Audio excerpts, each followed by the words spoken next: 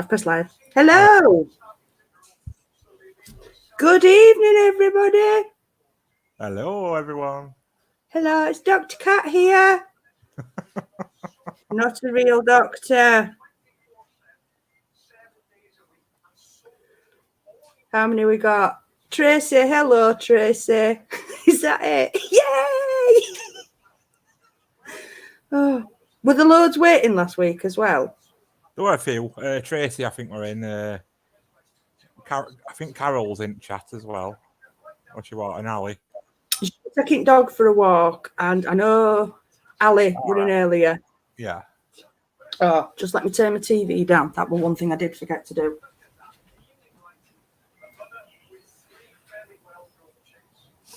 Hey, Jane. Oh, yay, we got someone else. Yay! Hello, Jane. Got my doctor's coat on and everything. All prepared.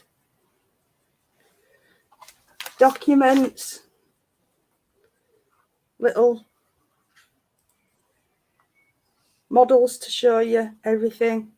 Proper prepared for this one. Started prepping this 2 years ago, believe it or not. Because I was going to do Super Shiny Sundays on my Facebook page. Yeah. Better late than never. I know. You know. I'll just wait and see if a couple more jump in. I'll share it to our page as well. That's one thing I didn't do because I'm a spaz. Thank you. I forgot I had these. And I was just having a moment other night when I did my big rocks, little rocks, shiny rocks. I just, you know. Yeah, the part at glasses actually, Tracy. They're actually attached to glasses. Yeah. So I thought, you know, as soon as I were going all scientific, I better put my lab coat on and have my ID badge and my pen in my top pocket. Yeah, it's Tango Ice Blast. It was blue and pink. It's now purple. But I'm all coordinating, aren't I? So I think I might go purple hair next time. Purple. Mm. Right, I've shared it on our page as well. Thank you. Just easing myself in. You want the full treatment, dear? Oh, God. This is me talking to Tracy, so don't get too excited. I've more notes than I don't know what to do with, so I'm probably going to get myself all confused and in a tizzy. You know, I'd have loved this cat, right, if you'd have actually turned up on screen with face mask on and blue rubber gloves as well. That'd have been so funny. Damn, that's... Oh, where's my mask? That'd have been so funny. That's what I should have done. I've got gloves. Have you? Bloody hell. Shall we start again in 5 minutes? I'll come back. Everybody forget what you've seen. Yeah. Give me a minute. I'll find the mask.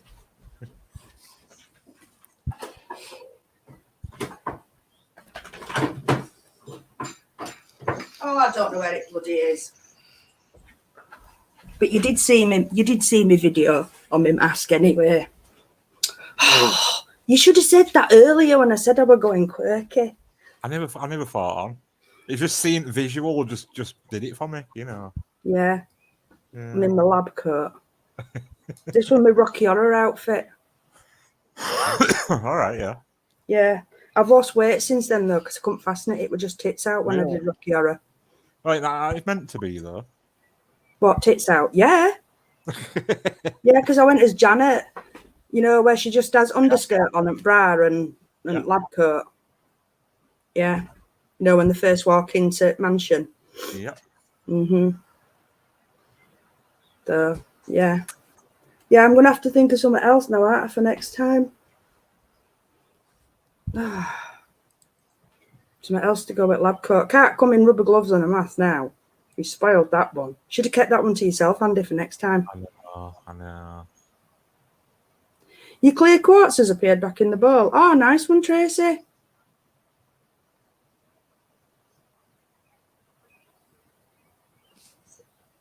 Did you put something out for them?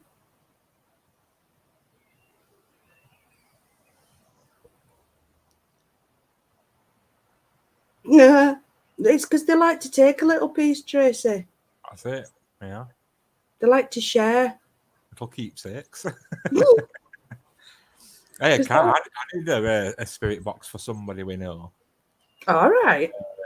Last night, and they wanted to like see if Tommy could give him some answers on something, and to confirm he was there, ready, he said his name roughly 5 times at the beginning of that box. Wow. That's good, isn't it? That's really good. Yeah. That's brilliant. Did you record it for your benefit, your purposes? Well, I recorded it for the person who wanted it doing so they could hear it back. But yeah, absolutely amazing. Oh, that's fantastic. Hey, Sam. Hi, Sam. You're right. Oh, hello, Andy K. There's this trio partner in crime. We ain't got no... we ain't got nobody committing crimes tonight, Sam. Well, I am impersonating a doctor, although it does say not a real doctor. It's like, hello, everybody. That's what you're supposed to say. Hello, Dr. Nick. Oh, hello, Dr. Cat. I just want to say, because he's jumped into live stream, check out this buggering beauty. This was a gift from Andy K. Look at the size of that. Oh, that's nice, isn't it? Yeah, hematite pendulum from Andy K. That's it's lovely. About a centimetre thick. Oh, aye. Yeah. It weighs a ton. So thank you so much, Andy K. It's an absolute beauty. And I've connected with it already. So if anybody thinks that I'm moving that thing, you've got another thing coming. Yeah, it's really nice, that. Yeah, it is lovely. And obviously, pentagram. Whoop. Pentagram engraved on the front. So, yeah, that is a beauty. And that's going to be used as one of tonight's examples. Oh, very good. Yeah, very good, very good. Just the hematite, not the pentagram. So tonight, what I'm going to talk about is how crystals are formed, and then the 7 different types of crystals.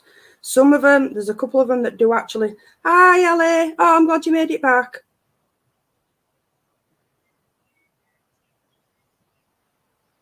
Well, that's for later, Andy. That's for off screen. She's going to have to go in raw, though, because she's forgot her gloves. Well, I know when lube is, though. Do know where that is. Thanks, Ali. No, I thought I better make an effort.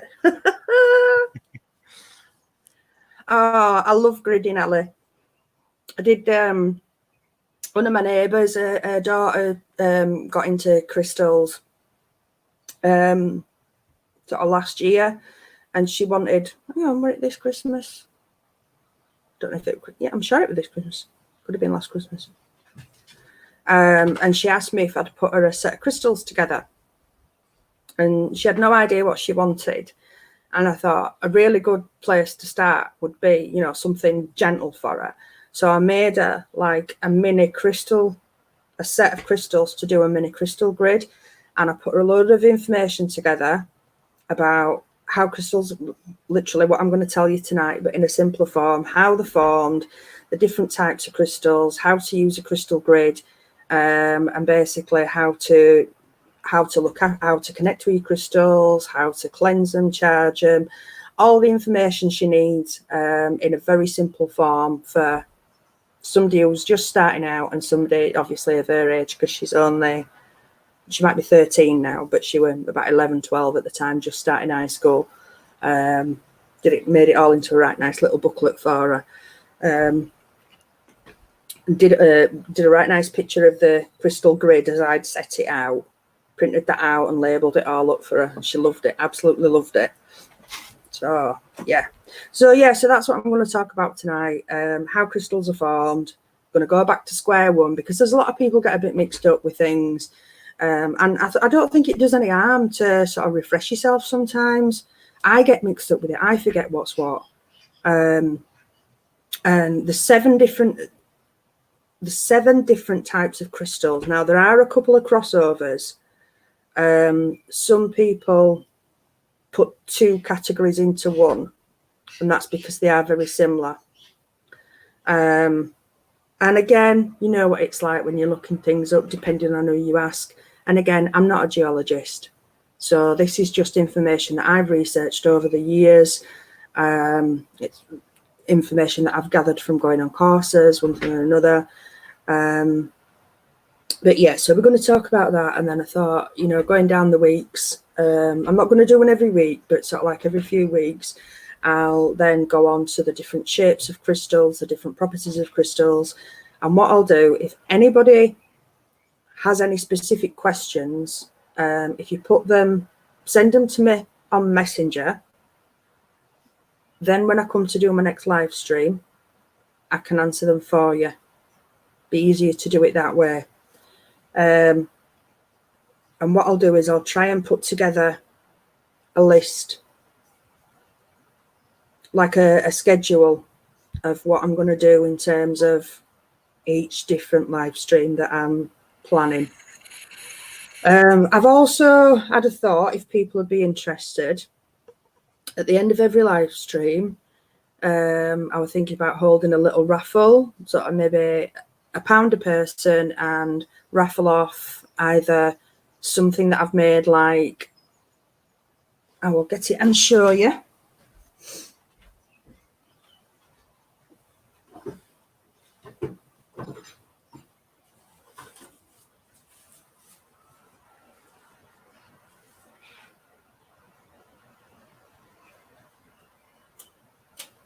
We could do it like a special effects person, you know. Every time she does it, I'll run off and get it and she'll a puff of smoke and It's because I have these little thoughts and think, oh yeah, why didn't I think that? So something like this. This is a selenite chakra healing wand. So it is a selenite wand that's wire wrapped with chakra crystal chips down it, and at the bottom is a little feather. Can you see that? A little feather effigy thingy.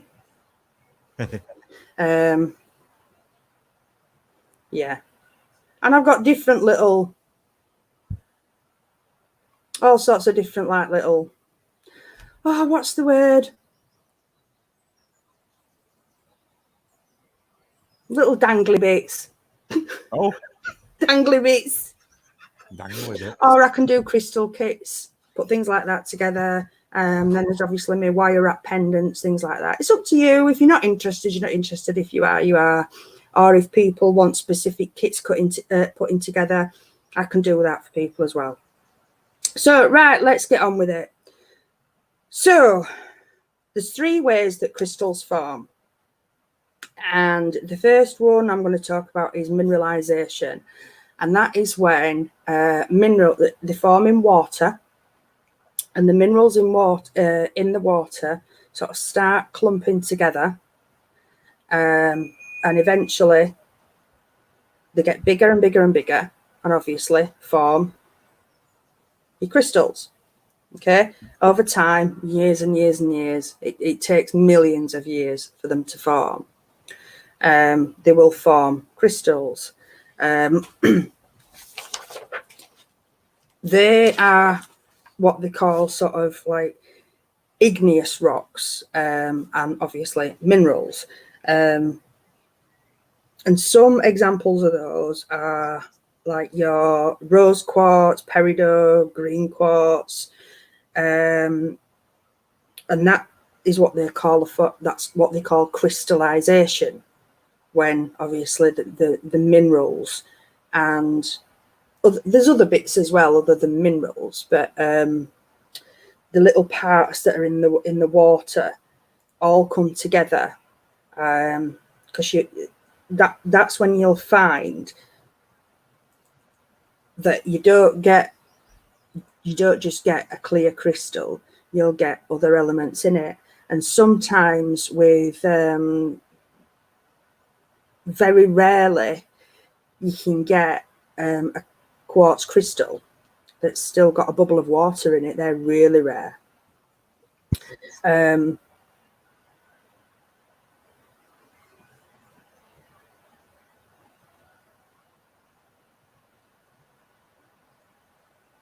Yeah, so that tends to happen sort of nearer the outer edge of the earth, sort of nearer towards the crust, just the mineralization. And it's when the magma is emitted through the faults.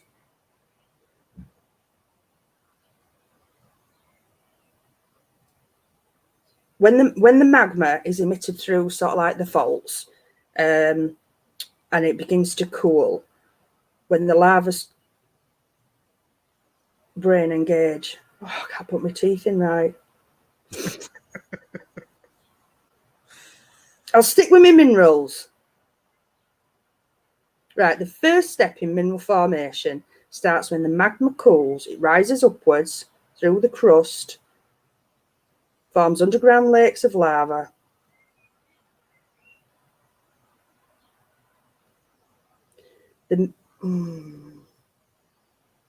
And it crystallizes and then makes obviously solid rocks. Okay, so that's your ones like in your water.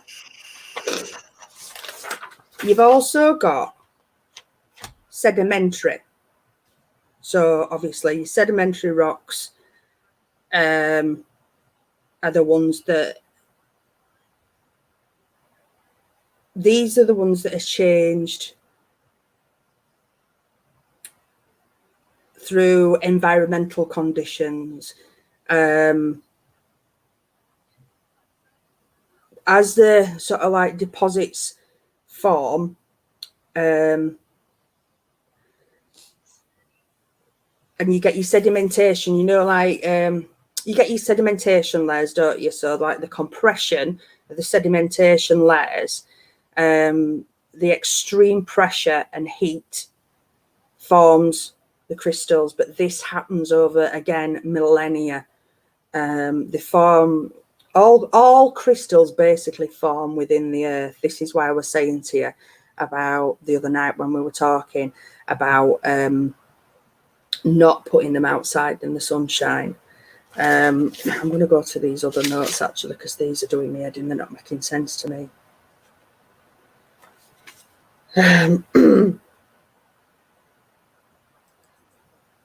I've read them that many times, I've messed my own head up, you know, like you do. Yeah. But examples of sedimentary rocks: a selenite, gypsum, dolomite, calcites, and bogey stones. But your sedimentary rocks are obviously the ones that, as they then rise to the surface, that again, as the earth moves with the tectonic plates and things like that, that's how they're brought up to the surface. A lot of crystals are found when they are mining for gold, silver, etc. But again, they've been raised nearer the surface as with the volcanoes, with the tectonic plates moving, because the earth inside is constantly rotating. I mean, you all know this, you're not stupid, none of you people. So the constant movement from the earth changes the nature of these rocks. And then you've got your metamorphic rocks. Your metamorphic rocks, believe it or not, is tiger's eye, lapis lazuli, kyanite, and nephrite jade. Now, let me get my other book, because I wrote this down, because I didn't know this actually about tiger's eye until I was looking this up for you the other day.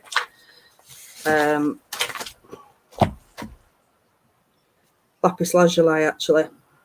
Lapis lazuli is not actually a crystal. not actually one of the crystal systems. Lapis is a rock, but it's lazurite, and its main constituent is frequently occurs as, where is it? Where's my dodecahedron?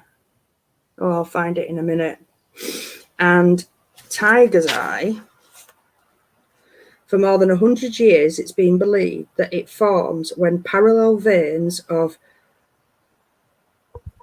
crocodolite, a blue asbestos, are metamorphically altered to iron oxides, giving a gold, which gives tiger's eye its gold colour, which is then replaced with quartz. So I didn't know that.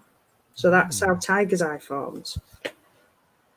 So your metamorphic ones, they are the ones that form with your, when the magma meets the crust, they are the ones that form with your, again, your high temperature. A lot, it's all down to the way that they form in the temperatures and the pressures. Some form, let me go back to these notes because these made more sense. My own notes. So you've got rapid cooling over a short period of time, and then you've got wrong page. Right. Nicole. Right. Magmatic and metamorphic igneous rocks formed from molten magma, and the degree of crystallization depends on conditions, e.g., graphite cools slowly under great pressure, having completely crystallized, but many kinds of lava poured out at the surface cooled rapidly. Other metamorphic rocks, such as marbles, mica schists, yes, I did say that right, and quartzites, are recrystallized. The first fragmented like limestone, shale, or sandstone, never been in water or molten conditions, but high temperature or pressures of metamorphosis have acted on them, erasing the original structure and inducing crystallization. There, that made more sense. Right. So your seven different forms are, you ready for this? Let me get my right page.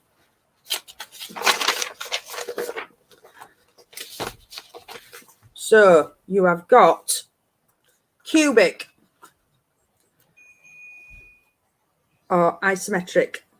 Now, I know isometric is just straight on looking at it, and this is a cube, but that's what they say. That's what it is when you look it up. And cubic, an example of cubic is fluorite. I'm going to show you this piece of fluorite as well, because if I can get close enough, give me a blank piece of paper.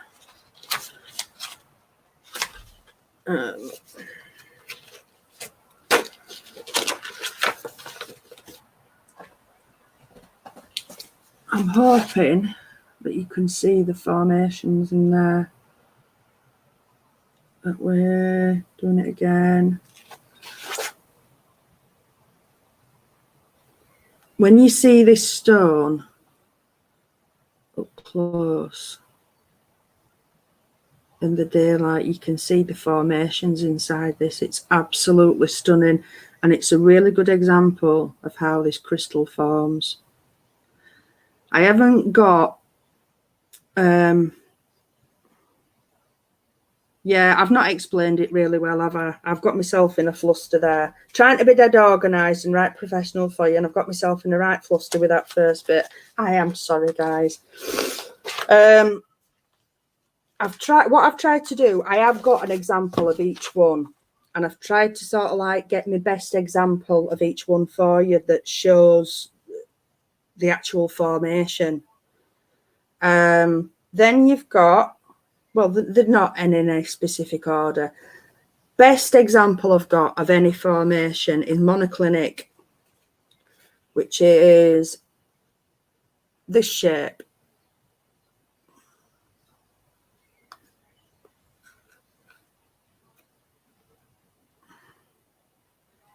Okay, so look, I've even made all these little boxes for you, aren't I good? And the best example of that, in fact, I'll hold them up side by side so you can see, is this, which is Iceland Spar. And that is almost bloody identical. I love this stone.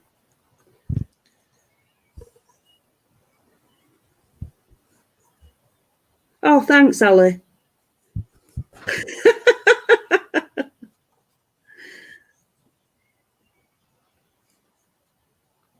If I'd have written it out properly, instead of relying on these different notes, I would have done. I thought I was organised. I really did.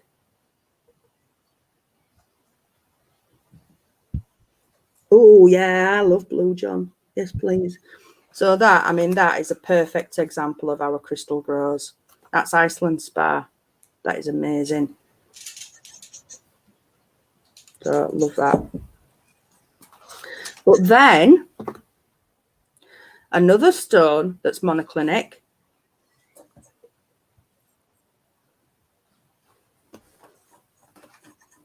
is howlite. And that's a piece of howlite, which looks nothing like. Obviously, it's about what's inside the stone. It's about the structure inside. So, you know, that looks nothing like Iceland Spar. But this is how they identify stones and put them into the categories. So then you've got orthombic, which just looks like a rectangle.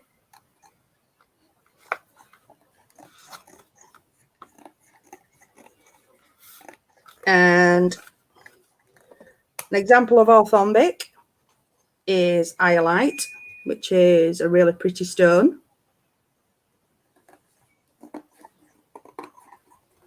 If you can see that.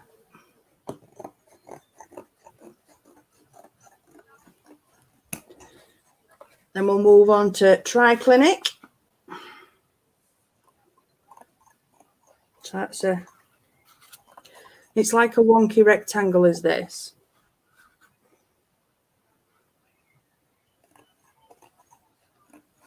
There you go. And an example of that is one of my favourite ever stones, labradorite. Love, love, love labradorite. I mean, you can go on forever. Obviously, the list is endless. I just wanted to quickly show you.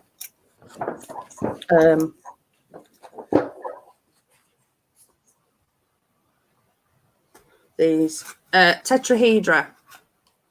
So this is just like an elongated cube. Now, again, this is another one that you wouldn't think to look at it. Oh, see, I've forgotten names of bloody crystals now. I've that many crystals, I forget names of them. But this is another thing with crystals that I'm going to talk to you about when we get into it. Is it that one? Yeah. You see, they give them different names as well. They're annoying. Oh, that's it. Bloody hell. Apophyllite. So, apophyllite with this. Let me come a bit closer to the screen. In fact, let me use back of that book. It might work. So, this is an apophyllite cluster.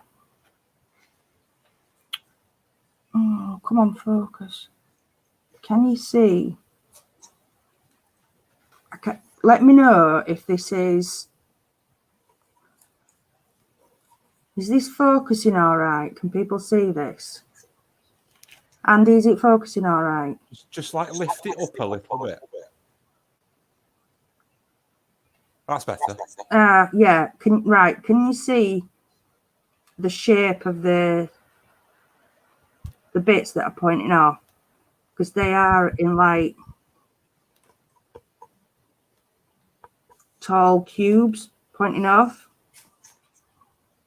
So with this one, you can actually see the shape of the structure as it forms. So like I say, I wanted to try and show you some examples, best examples I've got of how crystals form. I mean, obviously they're miniature versions of when you get the massive ones, when you get onto big pieces like this. But then this is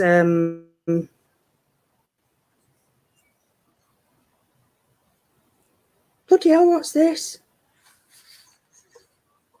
I'll come back to that in a minute, brain dead. Oh, pardon me. That's my fizzy thing coming back on me. Fizzy thing. Rhombohedral. What a name. What a bloody word. So it depends, again, depending on which site you go to, gives them slightly different names.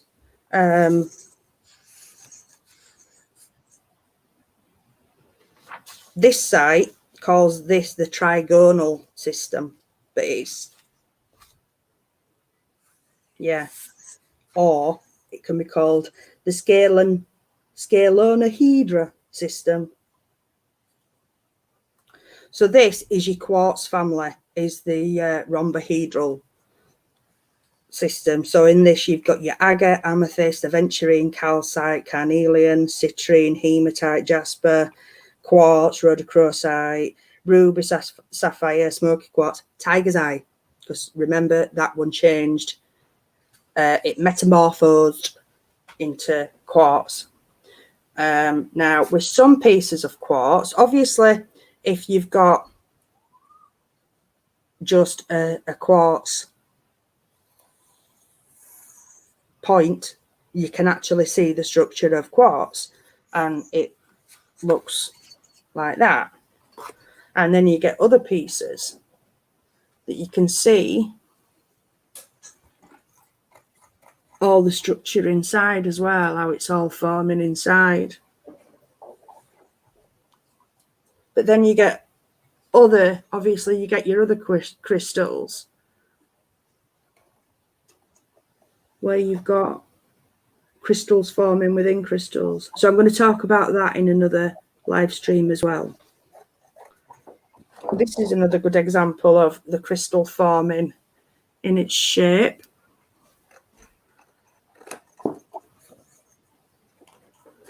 You could see that a bit better. Hang on, where is it? There's one of them. Ah, there it is at that end. Hopefully you can see that. It's really hard to see when they're white or clear. The one at the end of it is literally the shape of the structure that they form in. That's that. Piece of citrine. And then this is a piece of golden healer, which is part of the quartz family. And inside there, again, I don't know if you can see it. It's so hard to see. I could do with one of those, you know, those little cameras that that's like a magnifier that I can hold right up to things.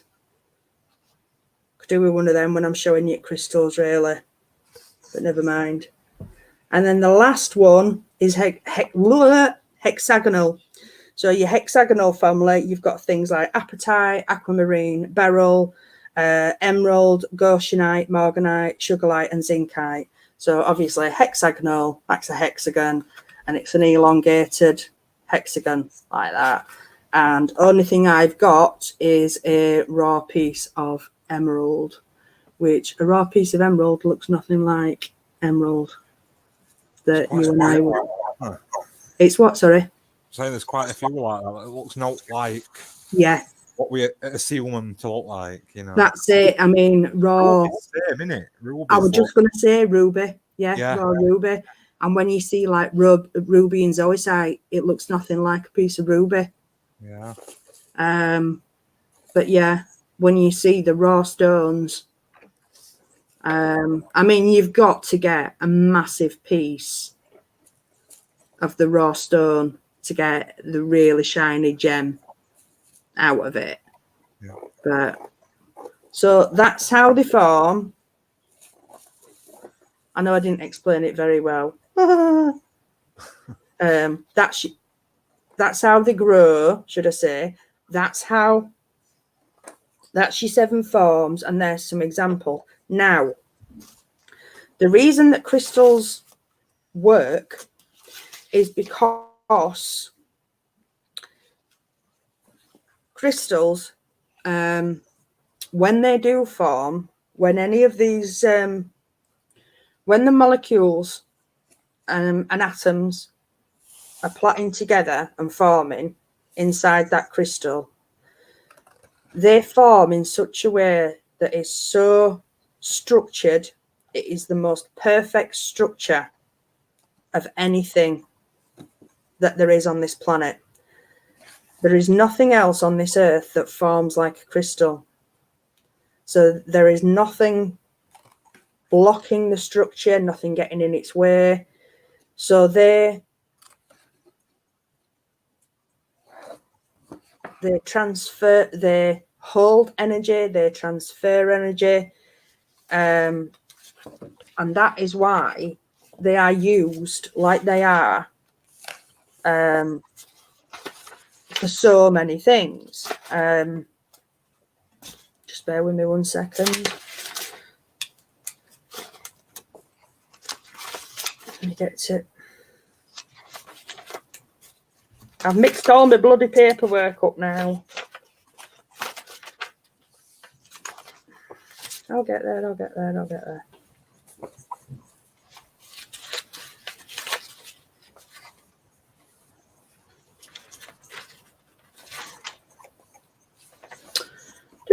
Right, there we go. So, crystals are essential to the functioning of our modern technologies because of the way their balanced, ordered structure emits consistent frequencies and allows them to store a tremendous amount of information. Silicon is used in every single computer and cell phone processor, mobile phone processor, and liquid crystals comprise the display screens of these devices. Quartz is a type of silicon mineral. It's used in watches and clocks to help tell the time because it helps stabilize and regulate the flow of energy. This was written a couple of years ago. Earlier this year, The Mind Unleashed reported how a clear piece of crystal quartz can be used to store data for up to 300 million years.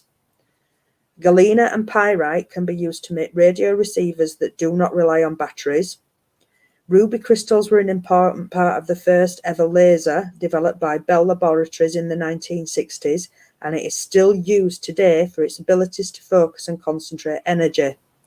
Just this week, it was revealed that a synthesized crystal material can be used to help human beings breathe underwater. I'm sure that... I won't bother reading that. Put in brackets. I mean, it's like, you just think about it. Crystals are used in medical equipment. They're used in televisions, telephones, watches. If crystals didn't work, they wouldn't put them in those equipment, particularly medical equipment. The way that they transmit energy, electrical energy, it's called piezoelectric. I have got some information on that somewhere, and I probably haven't put it in with this because I'm an idiot.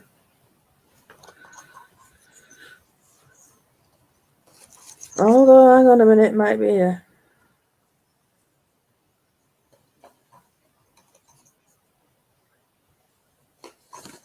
Hang on a minute. Crystals have been shown to oscillate at their own frequencies and even respond to the input of vibrations. The cells in the human body also vibrate at certain frequencies, as do the chakras. Do you know that we actually have 114 chakras in the human body? We've got as main 7 that everybody knows about, the rainbow. You see that all the time, you know, red, orange, yellow, green, blue, indigo, violet. Base, sacral. I always forget this. Bloody hell. Base, sacral. Oh, never mind. I'm not here to talk about chakras tonight. We'll do chakras another day. Yeah. Solar plex, heart, throat, third eye, crown. Is that 7? Oh, anyway. Oh, it's so nice. But yeah. So when we come into contact with the crystal, its vibration interacts with the vibration of the human body. According to the Book of Stones, when we bring the crystal into our electromagnetic field, 2 things occur. The electromagnetic frequencies carried by the stone will vibrate with related frequencies in our own energy field through the physical law of resonance, creating a third, larger vibration field. The nervous system is attuned to these shifts in energy and transmits this information to the brain. Here, the frequencies stimulate biochemical shifts that affect the physical body and shift the brain function. Well, we all know that's true. When you connect with a crystal, you do feel that vibration, don't you? And they do vibrate. You can just, Andy K, absinthe. Oh, I haven't had proper absinthe in such a long time. Oh, sorry, I've just seen chat. But I mean, crystals have been, man has used and worked with crystals for as long as man has been on the planet. Because somebody was saying the other night in that chat we were in, Andy, how did people work out that we could use crystals? Well, that alone, the vibration that you get from crystals.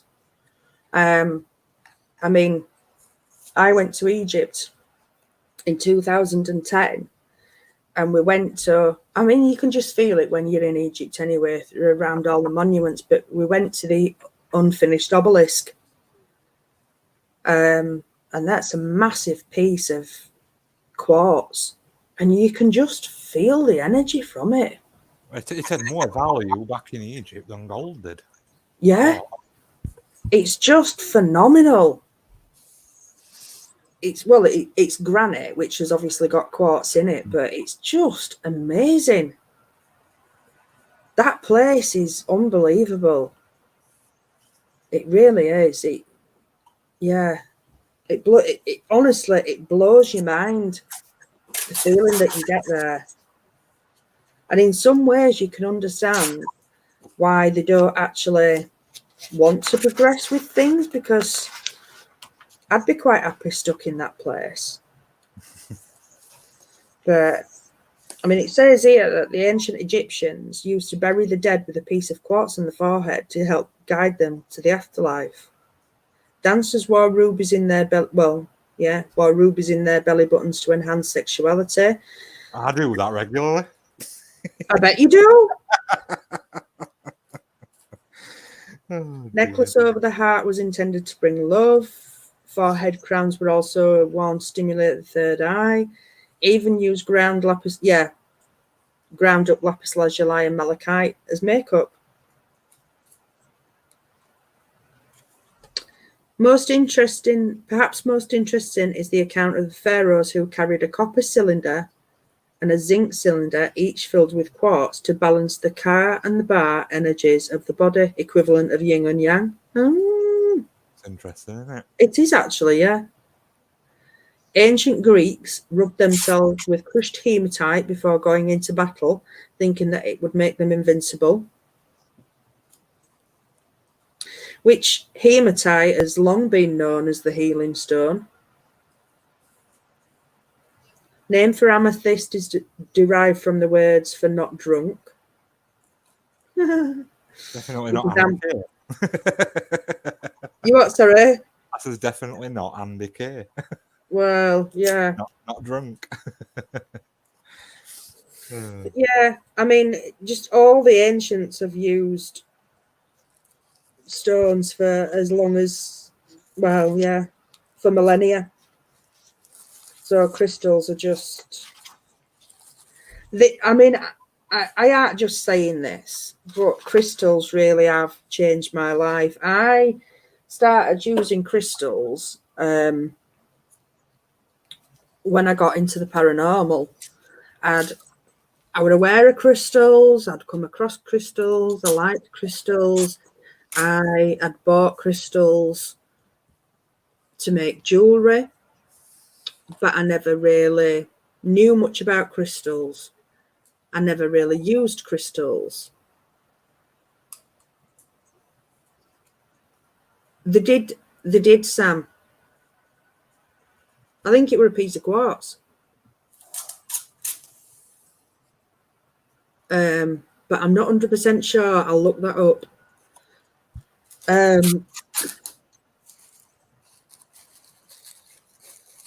And it was more so when I got into the paranormal. Everybody would be like, oh, you need some protection, you need some protection, which when I started doing the investigating, seriously, because I've always been into the paranormal, it was when I started doing the proper investigating properly on a regular basis. So I went to see Debs because I already knew Debs, and it was right, okay, what do I need for this? And it was from there. And I was already ill at that point anyway. And the more I started learning and the more I started looking into things, I just thought, well, it can't hurt to try. And I started carrying crystals around with me. And I started noticing a difference to my health and to how I was feeling. And I felt better. Whether it was psychological or not, I don't know. And then not so long ago, I didn't do it on purpose. It just sort of happened by accident, really. I realised I'd gone downhill. I'd had a really sort of like shitty spell. And I realised I'd not been carrying my crystals round. So I started carrying my crystals round. And things started picking up again. So I know for a fact crystals work for me. I'm not saying they're going to work for everybody, because I do think there definitely is an element of personal belief with them, because you've got to connect with that crystal. But crystals really do work. Like I say, if they didn't work, they wouldn't use them in modern technology. And they wouldn't still be using them millions of years down the line. People wouldn't put their lives on the line to dig them up from the ground. People wouldn't pay a fortune for them if they didn't work. So, but yeah, so that's that. Has anybody got any questions while I'm trying to remember what else I was going to tell you?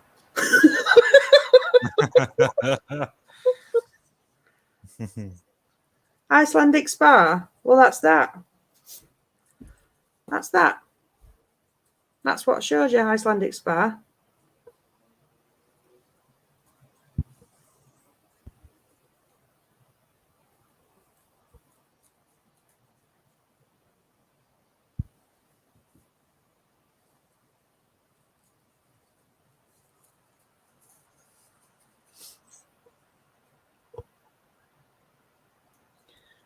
Sunstones.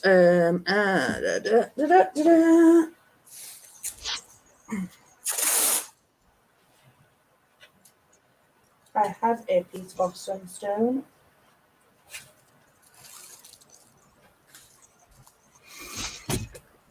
And it is very expensive, is sunstone.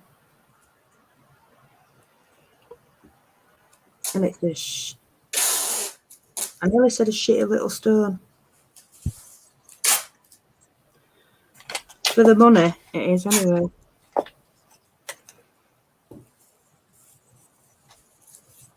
It's not one of my favourites in sunstone, to be honest.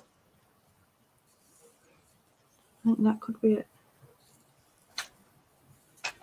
It's not something I use on a regular basis, to be honest.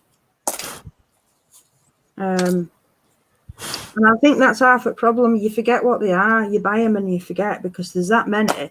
And unless you're using them on a regular basis, it is really easy to forget what they are because there's so many stones. And a lot of it, they all have so many. It's not like each one has a separate use or meaning. They all have like crossover meanings or uses.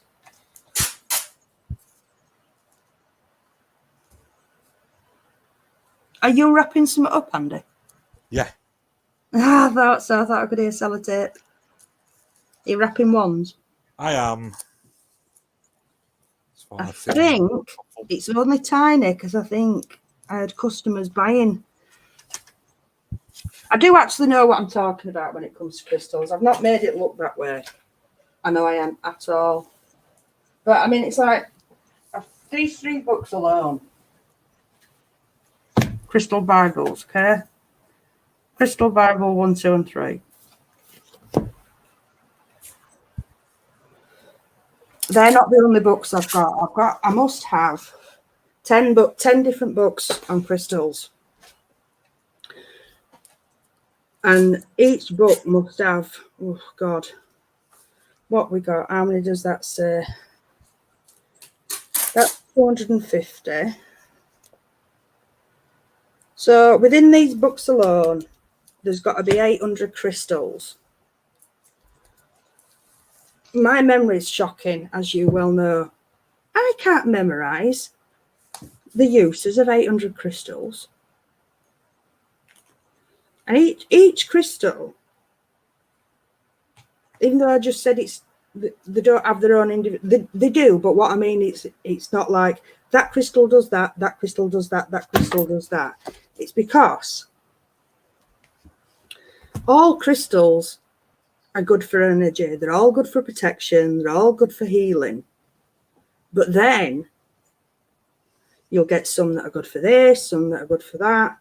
But they'll all have a bit of goodness for this and a bit of goodness for that. So it's really hard to remember what does what. And there's so many of them that look alike. And as I say, if you're not working with them every day, it's so easy to get confused. And then if you buy multiple stones, for example, I'll show you these.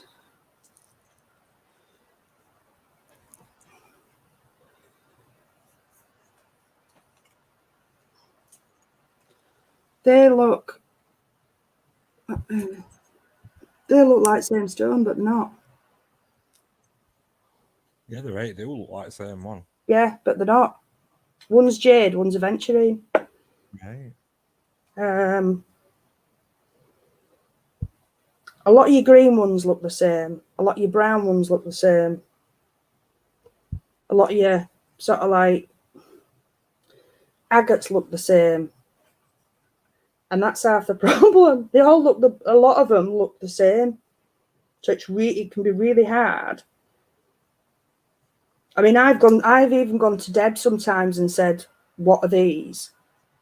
You know, I've bought them from her, and then like weeks later, I had to go back and say, "Deb, what are these?" And even Deb's got it wrong sometimes. I've had to literally stand there in front of the stand in the shop and go through each one and, you know, try and pair them back to what I bought them from. But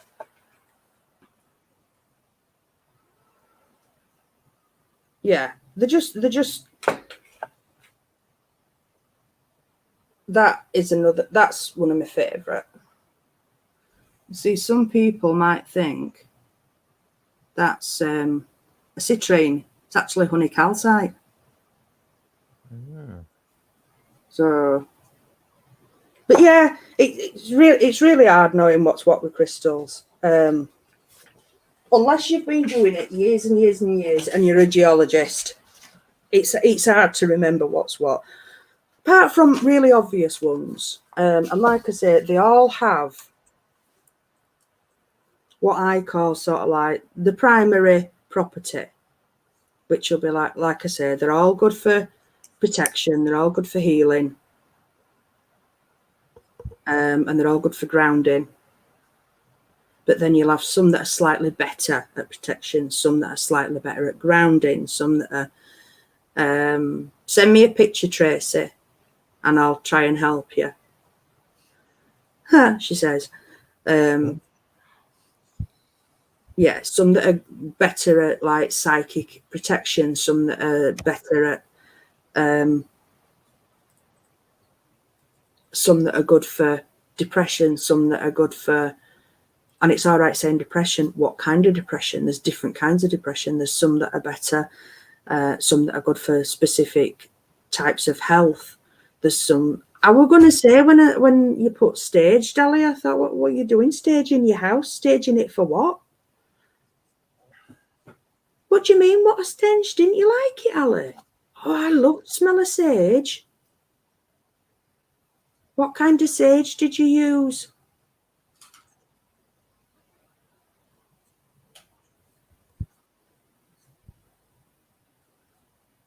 Now, what we can do, actually, that's what I'll talk about. Cleansing your stones, looking after your stones. Oh, definitely, Ali. They've proper changed my life. So let's move on to that. Let's talk about connecting with your stones and taking care of them. So when you go to buy your stone or a stone or anything like that, the best way to do it is get a few stones. Most places, they'll have them out in a tub or whatever. Grab a few, grab 4 or 5, and then take each one individually and put it in your non-dominant hand. So if you're right-handed, put it in your left hand. Close your eyes and just feel it for a minute or two.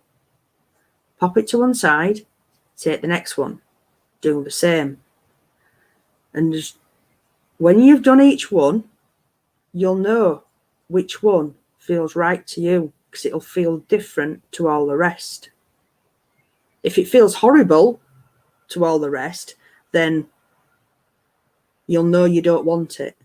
But there'll be one that stands out to you and it'll just feel right. So when you get that stone, you need to connect with it and program it. You need to tell it why you want to work with it. They don't just automatically know what you want. So all you need to do is just sit with it for a little time. Hold it near your heart and just say, I'd like to work with you for X, Y, and Z. I'd like to work with you for protection. I'd like to work with you for meditation. I'd like to work with you to help with my depression, to help with my psychic connection, to work with to help with my meditation. Whatever it is you have chosen that crystal for, tell the crystal what you want, why you've bought it. And then when it comes to cleansing, there's a lot of different opinions on cleansing. Now, even those books those crystal Bibles. I swear by Judy Hall. She's great at giving you information about crystals. However, she, even in her books, says about putting them out in the sun or about putting them under running water. Now, as I said at the beginning, even though I got all mixed up and flustered, you see, when it's just coming out of my head, I'm fine. I'm trying to read notes that aren't mine. All crystals grow inside the earth, so they grow in a dark place, and that's where they have got their energy. If you put crystals like this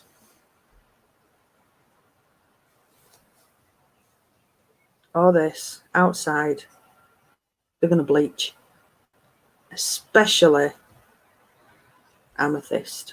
It'll bleach and it drains the power. Okay, so please don't put them outside in the sun. Citrine, you can for a little bit, only a little bit. The only crystal I did find me sunstone. Oh, that's nice. It is ridiculously small. A tiny little piece of sunstone. You can't even tell it's sunstone. It's a small orangey stone. I am going to get a bigger stone because it is quite a good stone. Is sunstone, but it's a very orangey stone. Is sunstone, and it does feel quite stony. Quite a rough stone. That is the only stone that should ever go outside in the sun.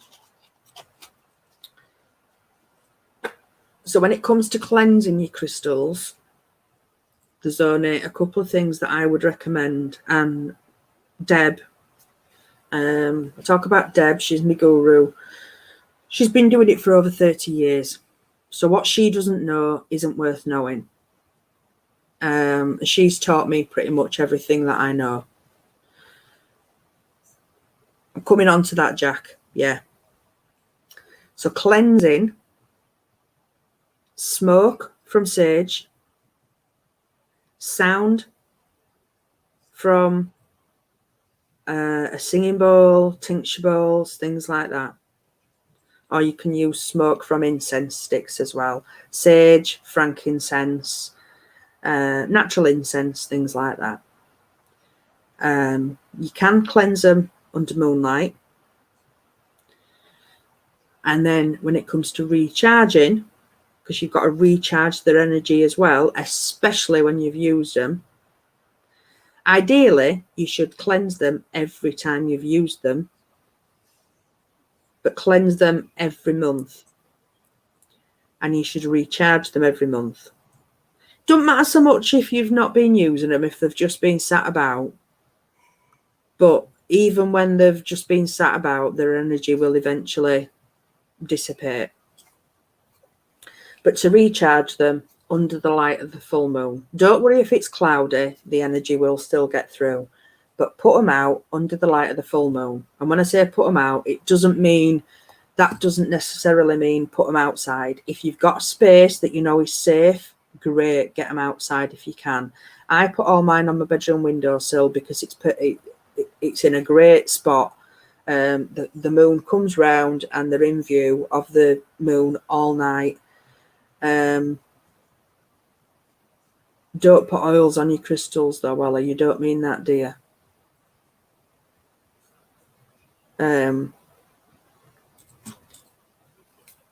So yeah, and then just obviously make sure you, on a morning when you get up, just move them back out at way, so they don't get caught in sunlight.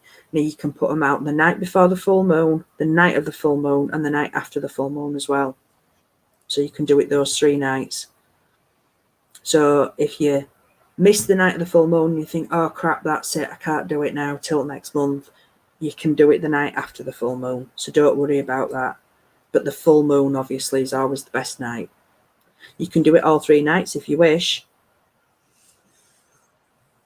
Carol, that's great if you can. I mean, I'm always a bit scared about mine falling off. I know they're not going to fall off the windowsill, because if they don't fall off the windowsill inside, they're not going to fall off the windowsill outside, are they? I'm just a bit, a bit wary of them falling off. Just knowing me, that'd be my luck. But because I always put like this. I know you can't see it on this one. You could see it on another one, like this velvet. I've got some small enough to go on windowsill. I always put that down so they don't get damaged. But oh yeah, sorry, Ali. Yeah, I like essential oils as well. And other night, somebody mentioned drinking water that crystals have been in. That's another thing. When it comes to putting crystals underwater, the reason I don't recommend it, be it for cleansing, for making drinks, anything like that, you've really got to know what you're doing. And unless you are a real scientist, a real geologist, or anything like that, unless you have got an electron scanning microscope and you can see properly the surface of that crystal, you have no idea if that crystal has got any hairline cracks. And I'll bet you any money that crystal will look perfect to you, but it'll have a crack in it. You might not be able to see it, but it'll have one. And if you put it in water, slowly that water will get into it. So, and it'll ruin it over time. If you give it a quick rinse, yeah, it might be all right, but do you really want to risk it when there's an alternative, safe way to do it? If you've got a beautiful crystal like that, or like that,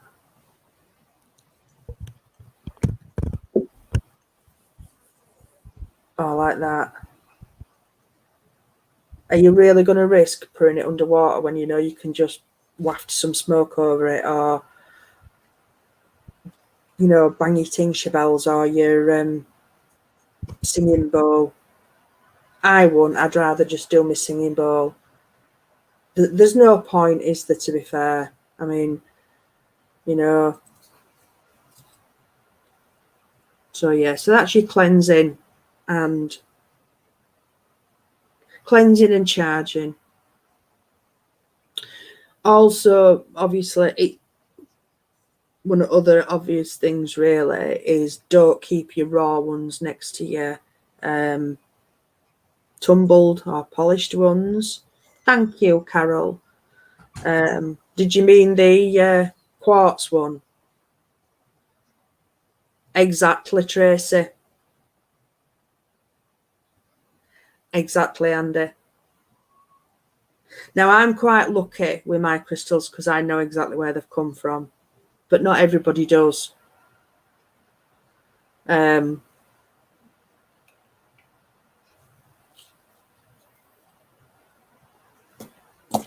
you know what? I'm going to do this just because I can.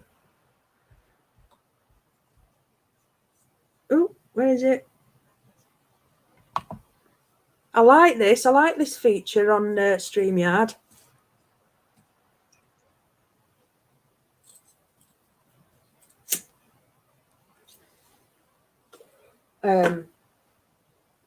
Yeah, so don't keep your raw ones next to your tumbled or polished. Also, don't keep too many in your bedroom. Obviously, if you're getting crystals to help you sleep, then you're going to have them in your bedroom. What I usually do is put them in a little pouch, a little drawstring. Well, obviously, this isn't a little one, but, just get a little drawstring pouch and pop them under your pillow. That way they're not getting lost. But yeah, don't have too many crystals in your bedroom because it can send you a bit loopy, and it can also stop you sleep. It can also prevent you sleeping. So if you're buying loads of crystals to try and help you sleep and you've got them all in your bedroom, you can be doing more harm than good. Oh, pardon me. Oh, pardon me. That's really fizzy, even though I've had it ages now. I haven't talked about red jasper yet. I haven't talked about any sort of like one specific crystal as such.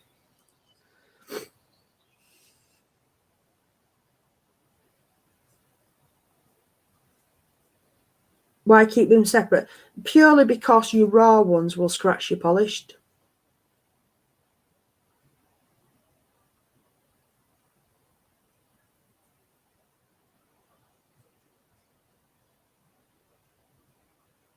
That's the only reason why, really.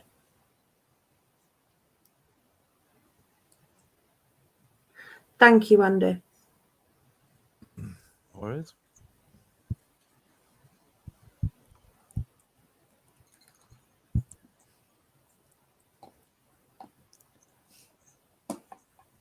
I'd be tempted to move the clear quartz, Jane. The rose quartz is all right, and I'd possibly move the amethyst as well. Leave the rose quartz, but I'd possibly move the others.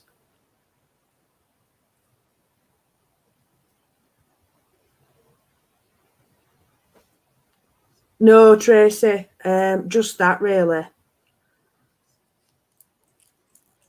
Just to stop them getting damaged. Because a lot of people do keep them in bowls and things like that, you know, because they all look pretty. And it's amazing how quickly your polished ones, your tumbled ones.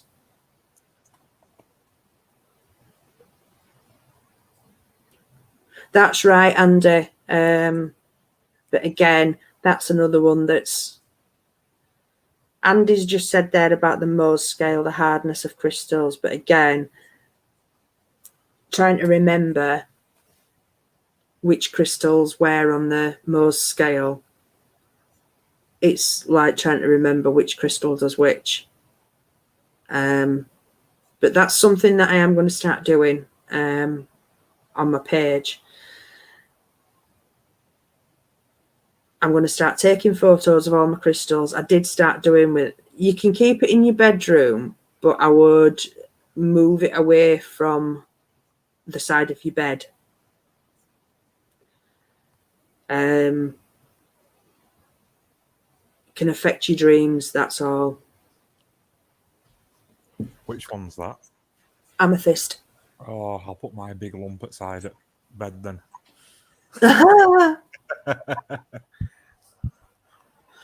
I had all mine in a really nice glass bowl at side of my bed. Yeah.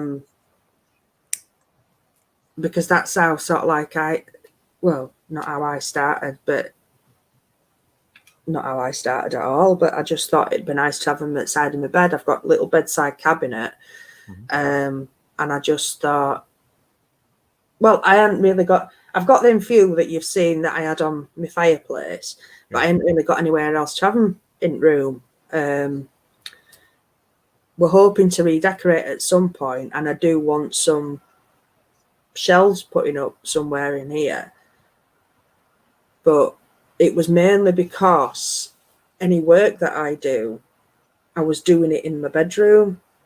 So I just had all my crystals up there. Because that's another thing. Any sort of like ritual, spiritual work, you shouldn't really do in your bedroom unless you've no other choice. If you've no other choice, then you have to. But that's where I were doing all my work. So I had all my crystals there to hand. So they were just in a really nice bowl. And my dreams were just, I mean, I've always had really, really weird dreams anyway. Yeah, I'm a bit of a space cadet as well, Ali. But, yeah. So I ended up moving them all. That box that I've just lifted up, I ended up putting them, most of them in there. But, yeah. Right, so how do I move that now then? How do I move that? How do I take the comment off now, Andy? Or does it just stay on forever now? You've got to find comment again in chat list and show it. Oh, flipping it. Or just show somebody else's comment and it'll, you know. Oh, put yours on. There you go. Just to be cheeky. Right. I think most people have anyway. But what I did at one point, I actually put 4 selenite wands. Because selenite's all right to have around your bed. I had 4 selenite wands strapped at the corner of my bed. They fell off. So I think that were some sort of message to me. But lepidolite's a good one for sleep. If people want sleep.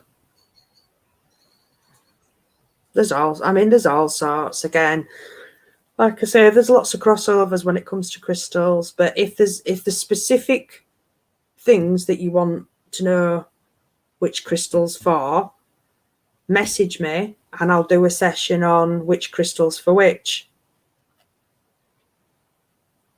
Because we could just go on forever, you know, what crystal does what. But I'll do a full session on, if you, like I say, if you've got specific questions about what crystal you need for X, Y, and Z, then we could do a session on that if people want me to do that. Because I thought it might be, if people would like, I can do one on the different shapes of crystals, because they all have, the different shapes have different purposes. Like that's a double terminated point. And then you get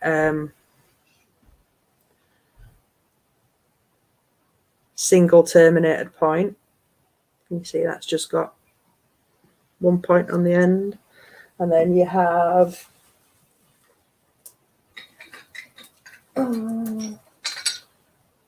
obviously that way, yeah, that way. Obviously that's a wand. If your crystal shape is chipped or broken, does it still work? Yes, it does. Yeah, it still works. It's frustrating, it's annoying, but it still works. But that's another thing as well about not keeping too many together. Because if you keep too many together, they get chipped more easily. I have shed loads of these drawstring bags. I've got some silk ones and some of these velvet ones. Some people do, Sam. Sam's just saying there that she's got, I'll put that up.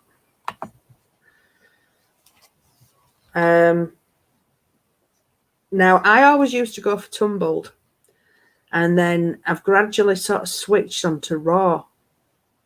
But now I kind of swap and change between both. It just depends on the actual, excuse me, on the actual stone. I vary between both.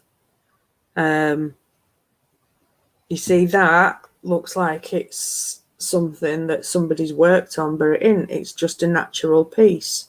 Obviously, the bottom's been polished because that's what they do. That will have come off something like that, off a cluster. Obviously, that's a small cluster, but pieces like that and that are natural. They've just come off larger clusters. That's how they naturally form. But yeah, there does tend to be, a lot of people do find that they feel more energy from raw because they haven't been messed with, so to speak. It is, Andy. Unicorn, as some people call it. Some people call it a unicorn wand.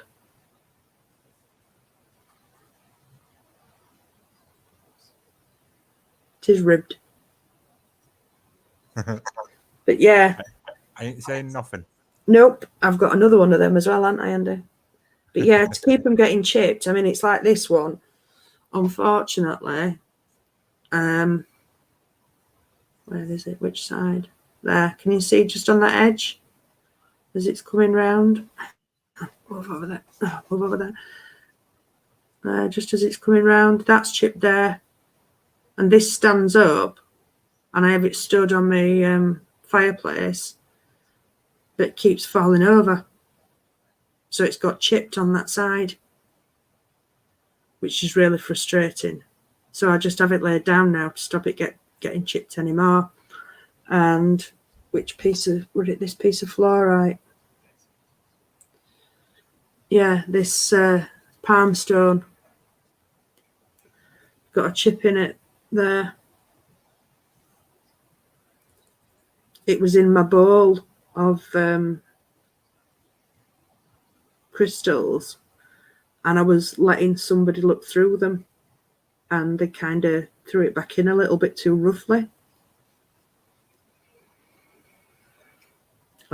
So that happened.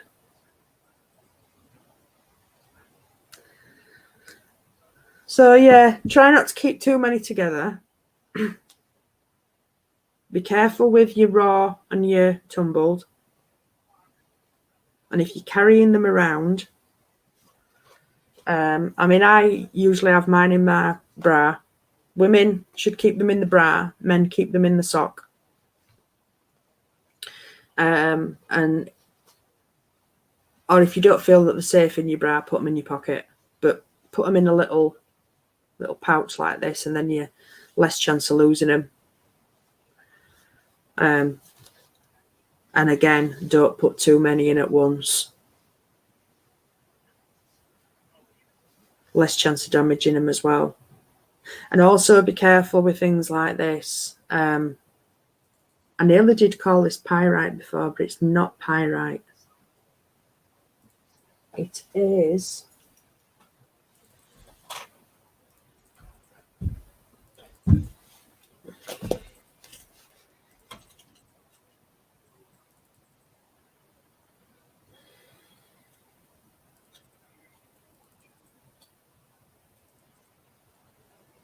I've forgotten.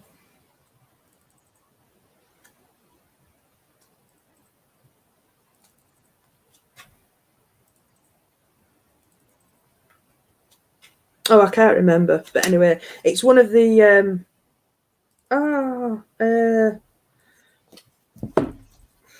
where's my list?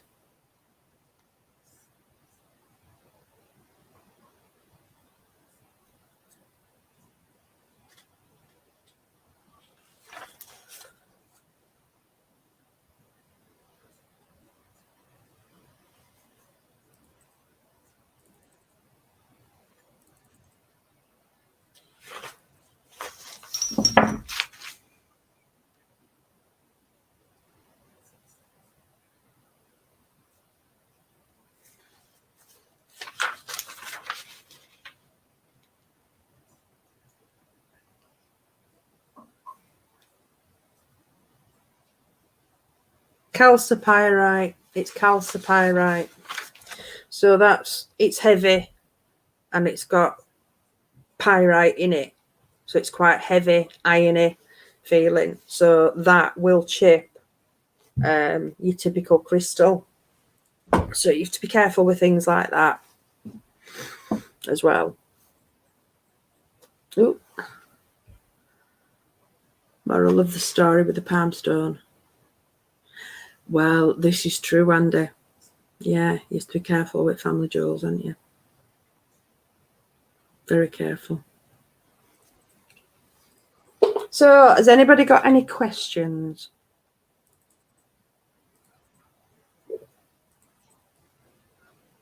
Or shall we just have a chit chat?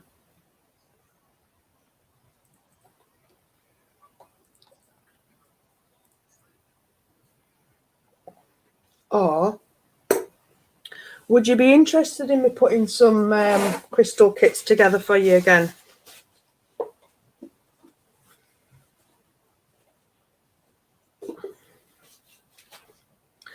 Or does anybody want crystal prescriptions doing? Because that's something I used to do before. A crystal prescription is basically pretty much what it sounds like.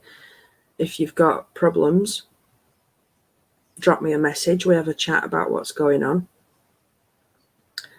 And I basically recommend a few crystals if you're happy with my recommendation.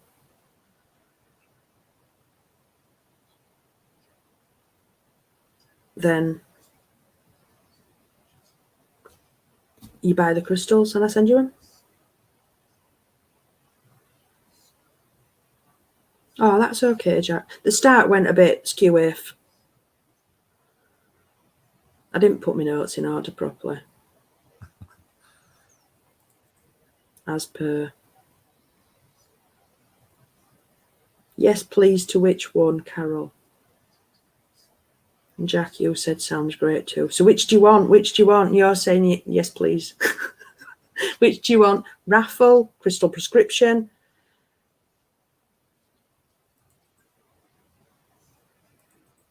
crystal kits,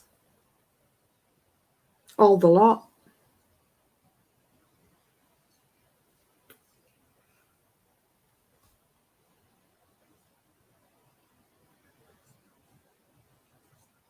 If you want crystal kits,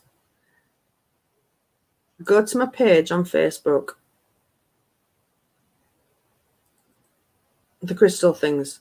So the crystal kits or the crystal prescriptions, Andy? Prescriptions and raffle. Right. The lot.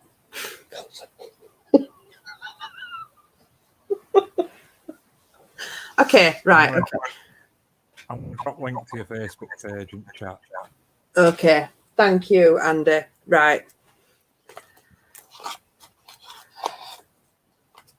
Jack, the raffle, I suggested that at the end of what I'm going to do is every few weeks I'm going to do a live on crystals, and I'll make it about something, you know, a different subject to do with crystals. And what I'll do is I'll go through a few different crystals each week, the properties, what they can be used for, etc. And I said at the end of each one, if you want, if people are interested, £1 a person for the raffle, and the prize can be something like this that I've made, which is a, hang on, selenite chakra healing wand. You can see a better picture of it on my Facebook page, Jack. It's a selenite wand that I've wire wrapped, and then it's got chakra crystal chips for the chakra points, chakra healing stones, and then it's got a little feather on the bottom. I can't think of a bloody word, you know, like a little what's the word? What for? Little jewellery pendant, little feather pendant. Bloody hell. Yeah, so there's them. And then I also do PayPal, Andy. Yeah, do it as friends and family. PayPal, friends and family, because I've got a PayPal for my Facebook page anyway. Or I could do a crystal kit, or I do wire wrapped pendants anyway. So something like that, just a suggestion. And I'll do something different at the end of each one. But what I'll also do, I'll start doing the crystal kits again anyway. I haven't really put much on there in the way of what I've made.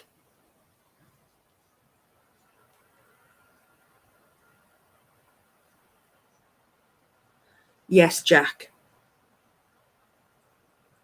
I have. I've got PayPal. I haven't really put much on there in the way of what I've made for quite a while, because just didn't get much interest for a little. I wasn't really doing much for a while, but I'll start putting pictures back on. What I'll do is I'll make a new list of crystal kits, and in there's usually around approximately 5 crystals. And when you get that, you don't just get the crystals, you get a full description of the crystal and its properties, and it's all written, all typed up nicely for you. And it'll come in one of these lovely velvet drawstring bags as well. So, and they're usually about, depending on the crystals that are inside, they usually only average around £10 at crystals. And if you go onto something like Not on the High Street, you can pay around 20-25 quid for something similar. So you're getting a bargain. And then, as I say, the crystal prescriptions, if you've got an issue that you feel you need dealing with, be it health, emotional, whatever, even if it's not you, if it's, you know, somebody in the family that you feel needs help and needs some crystals, drop me a message on the Facebook page. We can have a chat, and I'll recommend some crystals, and then it's up to you if you wish to proceed. I don't charge for that. The only bit I charge for is the actual crystals themselves. So we'll have a chat. I'll recommend some crystals. Obviously, if you give me a couple of days, I'll go away, look stuff up, recommend some crystals, and then if you decide to proceed, do it that way. So yeah, entirely up to you guys. Can do all the lot if you wish. And all my crystals, I get them all from my friend. She's got her own shop, and she's got two main crystal suppliers. I will do, Andy. She's got 2 main crystal suppliers, and they travel all around the world, and they go direct to source to get her crystal. Well, not just her crystals, to get their crystals. They don't buy cheap crap from China. All her crystals are genuine, 100% proper, genuine shit. She goes direct to source. She gets a lot of fair trade stuff as well. It's a shame Joanne Bullman's not in, because she's had a lot of my crystals, and she swears by them. I mean, Andy and Becky have been over to Deb's shop as well. Yeah, we have. You've had a few bits from Deb's as well, haven't you? So, and I don't charge any more than she does. So I'm not making money off her. It's just people didn't know where to get the crystals from or what they needed, so I started getting them and putting them together for them. So there you go. I'm not in it for the money, I'm just in it to help people.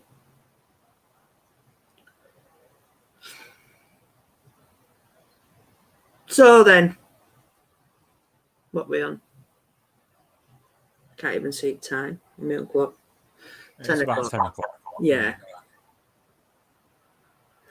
Right then. Do you want to tell us what you've been up to, Andy? Me? Yeah. Might as well have a little chit chat. I will. Is your sound up on your YouTube video? Yeah. I think. Oh, hang on. I can hear myself speaking. Hang on a minute. 10 o'clock. Hang on. Yeah. There. Go on.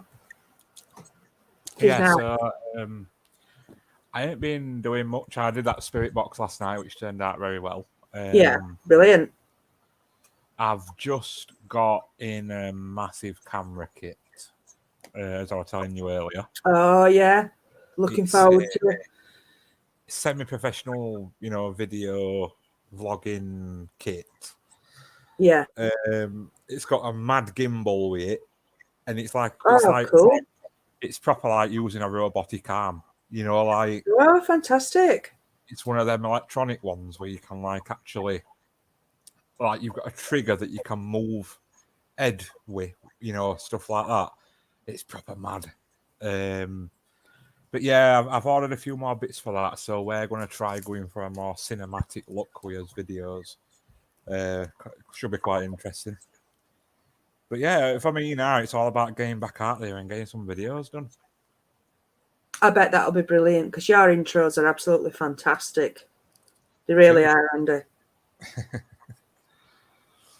I think they're brilliant. I mean, I know what your cameras are like, and I know you've had them a long time and you get frustrated with them. Mm-hmm. So the fact that you can make such an amazing video. I do a little bit on the ones, Jack. Yeah, I do a little bit on the ones. And to be honest, sorry to just change subject back there, Andy, but I've just seen a message from Jack. Ideally, with the ones, she's got some like 30 centimetre pieces of selenite, and I want to make some big ones up using full-size tumble stones because I think they would look absolutely stunning. You know, huge piece of selenite with tumble stones on. I think they would look amazing. But it's whether people would be interested in them or not. Because I make things and people go, oh, God, yeah, they're amazing. They're ace. I want them. I want them. And then it just don't materialise. And I can't afford to be buying the stock in to keep making stuff for people then not to buy them. So, yeah, Jack, yeah, ask away.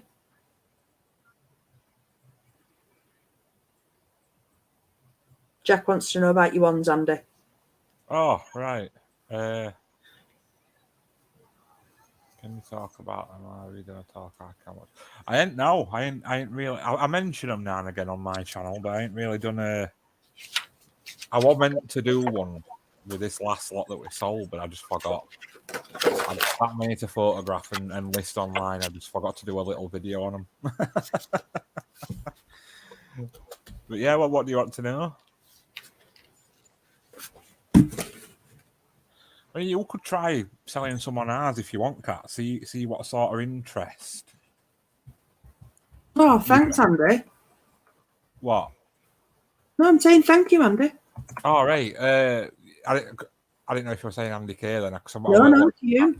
Yeah, you know, like if you want to make some of yours up and try them on our Etsy, yeah, test waters before doing artwork, you know, yeah.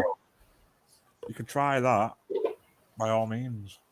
Oh, lovely, thank you. Yeah, well, I've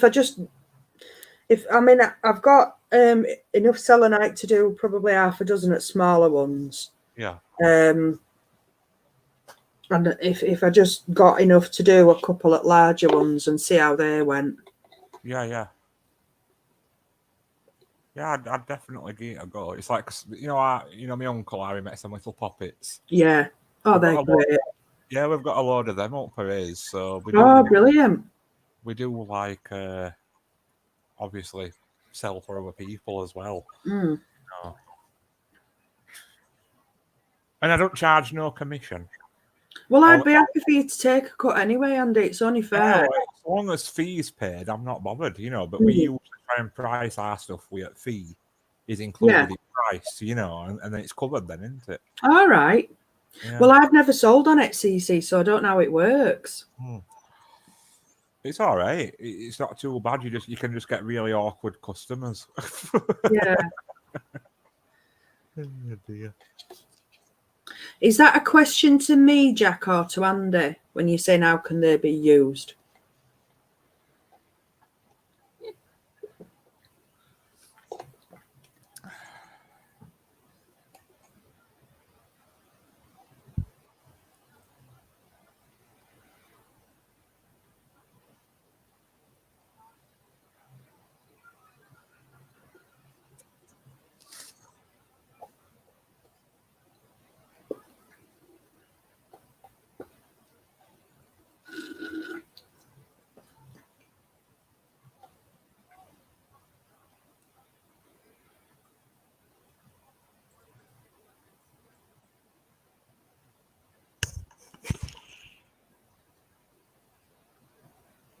He's pumping bloody tyre up.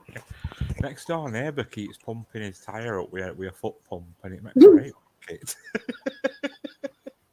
It sounds like a squeaky mattress. Oh, dear. No, that's fine, Jack. That's fine. Right, so one's usually used.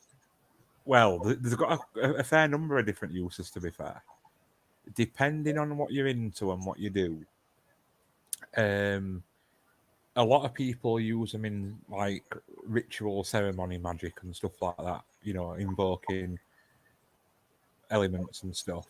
Usually they're pegged as air element tool, but I believe they're like a multi-tool. You know, especially our trees resonate with different elements as well. You can like cross work what you're using with them. But they're basically, if you think of a wand as being like an antenna, you know, you can draw energy in, and also you can send out through its point. You can like swipe the air with it to make symbols and stuff. You know, so any magical symbols like runes or out like that, you can draw them in air when you're doing any sort of ceremony with spirit or nature spirit or whatever. But also they can be used for, like I said, with directing energy. So like for us working with nature spirits, because I'm working with a particular sort, like for example, hawthorn wood is really good for fairies. And I can sort, if I know I'm working with a bunch of fairies and they've come through spirit box, same with fairies and whatever, I'll use my hawthorn wand to sort of direct them, and you can like point towards set them there and say, can you go and set me that up over there? And it's directing a focal point for them to see. So it's like that sort of thing. So they have got a fair number of different uses. And really just sitting with one and holding it and bonding with it, because again, like every bit of equipment and tool, I believe your personal bond is a massive thing. It just resonates you with trees, you know, with tree that it come from. But you know, you're holding something natural to nature. It's same with crystals, isn't it? You know what I mean? I proper believe that wood, if ethically sourced, you know, is as powerful as crystals. Absolutely. They go part and parcel. You know, it's natural art in nature. It's well, there is a crystal that comes from wood, and it's petrified wood. Yeah. Personally, I like using my wand to draw out my circle when I'm creating my circle when I'm doing my rituals. Yeah, definitely. Yeah, my sacred space. Yeah, that's good, Jackie. Definitely, you just bond with it, and you can kind of let it guide you to some degree what it would like to be for. Yeah, for sure. I found with mine, Jack, because I've got what 5, 6 now. Yeah. As soon as I've held mine, I've known what each one is for, and as it happens, I've been correct. Yeah. Anyway, so like I've got one that I would use for my ritual magic. One's a healing one. One's, you know, like things like that. So I still need to activate mine. I'm just waiting until I've done my circle, and then I'm going to do my circle and all my stuff at the same time. So I'm going to do my box as well. That sounded wrong, didn't it?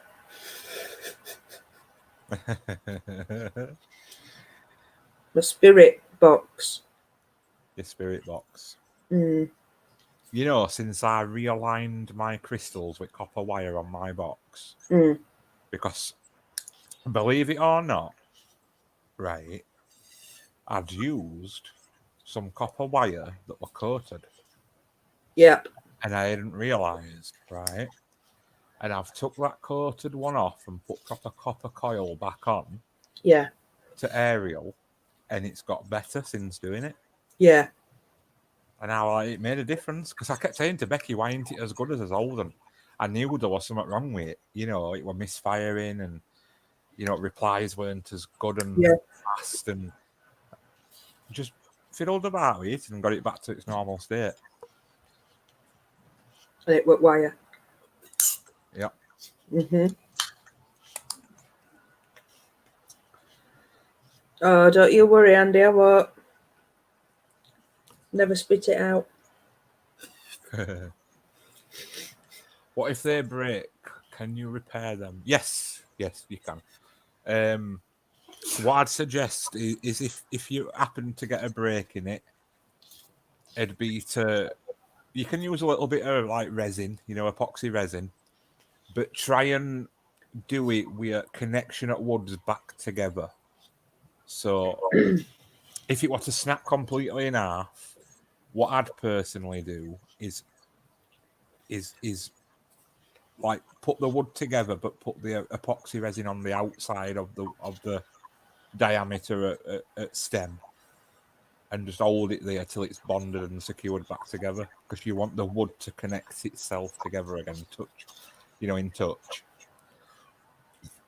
And then just like you could even wrap a little bit of cord around it, just for an extra bit of security. That's what I'd do. So long as the wood's touching itself again, it's made connection, Yeah. Yeah, because I know it's only Harry Potter, but they repair them in Harry Potter, don't they? Yeah. And she did take a lot of her stuff from folklore and. Oh yeah, surprised. Yeah, because that was one of the first things when I started learning about everything. I says, a lot on it's quite close to the bone. Obviously, it's sensationalized. Yeah. Make good visuals, but the under knowledge is all there, definitely. Yeah. Even down to specific woods for ones, like Voldemort's is a yew, which is the tree of death. Yeah. Really cool stuff. Speaking of that, did you see that picture that I tagged you in on Facebook? Did it come up? When did you do it? Which one? Might have been yesterday. I don't know if it'll come up or not because it were in one of them group thingies. All right. It were in, like you have your little local village group things. Somebody in my local village has put a picture on. They've got a load of branches. Oh, no, I didn't get that. And they've put on, does anybody want these for, local, project or whatever? Yeah. And I tagged you in it. You're both in it, saying, "Do you want me to go get these for you?" Because there looked to be a few interesting shaped ones. Right. And then I messaged again, and I just said to her, "Can I come and have a rummage?"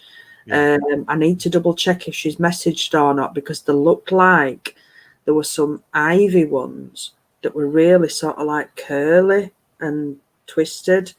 All right. They looked really interesting. So I thought, what I'll do anyway, I'll just go down and I'll grab a load that I think might be right length and width for you. And if they're no good, then we'll just get rid. But I'll just go grab what I can. Yeah, go and have a look. Yeah. So, but yeah. I've only seen one of them, Jack, to be honest. And I can't remember which it is. I think it could be the first one. I think it is the first one. I quite like them, to be fair. I'm looking forward to that. How many is there now? Is there 3? There's 2. There's 2. Third and should be coming. I think it was meant to come out this year, but it'll be next year. All right. Yeah. I bet it is just the first one that I've seen then.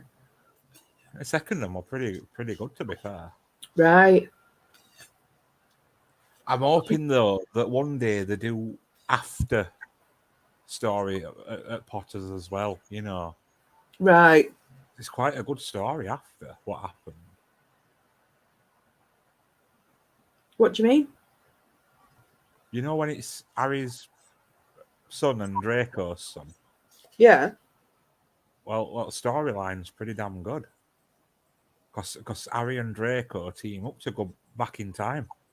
Do they? What? Eh? Yeah, How do you know? Hey? She wrote it. She wrote book. Has she? Yeah. I'm pretty sure she has. Hey? Oh, is it a stage show? Yeah. I think she wrote stage show for it. Oh, right. I'm hoping they do film on it. Well, she's released a fairy story thing. All right. It was something she wrote, apparently. It was something she wrote about 10 years ago and we're never really going to release it.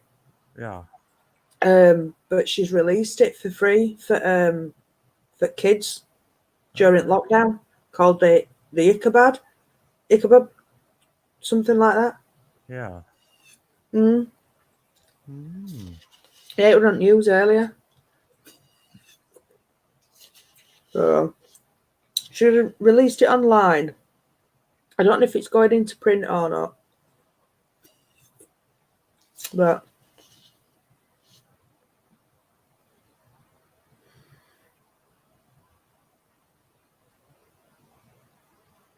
yeah, I thought they had done 2 movies though for Fantastic Beasts. Yeah.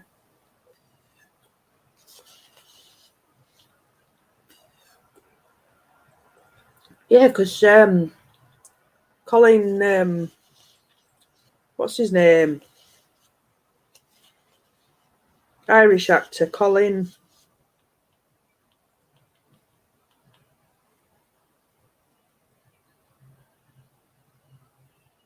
Forgotten his name.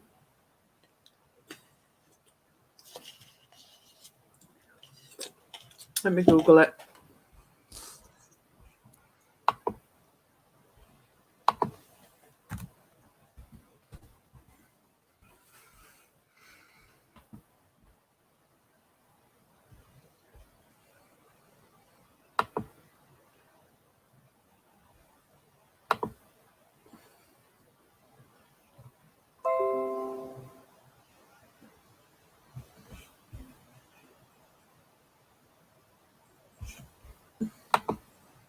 Oh, my mum must be watching because she's just messaged me.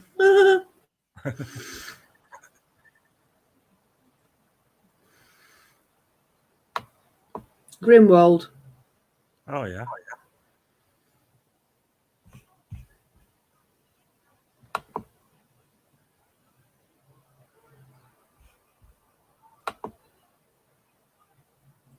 Colin Farrell, that's it, yeah. He were in it, wasn't he? Yeah.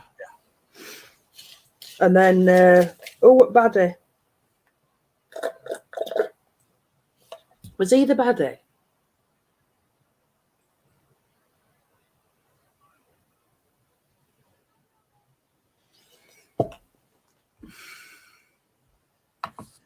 Johnny Depp, isn't it? That's what I'm thinking of. Yeah, because Eddie Redmayne's in it, innit? Redmayne.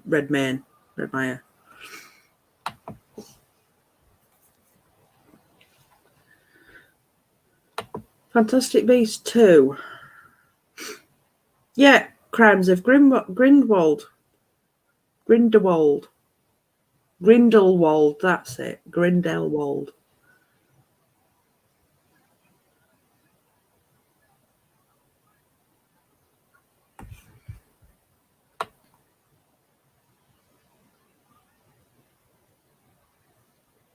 Oh, yeah, it was 2018 with that. Yeah, Johnny Depp, Jude Law, Eddie Redmayne. Your favourite person is Dumbledore, Jude Law.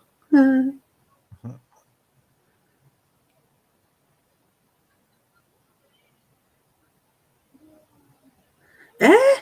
Oh, Fantastic Beasts 3, 4, and 5 release dates. Oh, so there's going to be more than 3 on them. Yeah. That's on Digital Spy. Right. That were on 9th of March. Let's just have a quick look. 3, 4, cast, plot, and all you need to know. I didn't realise you were doing so many. So will we end up getting all 5 films? At the moment, it seems that way. Blah, blah, blah.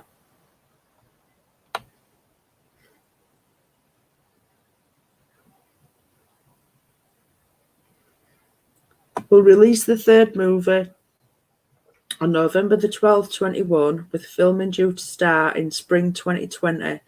Star Dan Fogler said the changes because they needed more time to prep. Explain release delay in April 2019. We all believe this release date will give the filmmakers time and space to allow their artistry to truly flourish and deliver the best possible film. The 4th and 5th movies have never had release dates, but we originally assumed we could expect them in November 2022 and November 2024. That probably won't be the case now, with the 3rd movie coming in 2021. So, and this is just speculation for now, Fantastic Beasts 4 and 5, if we get them, will probably arrive in November 23 and November 25. Right, what's my mum just said?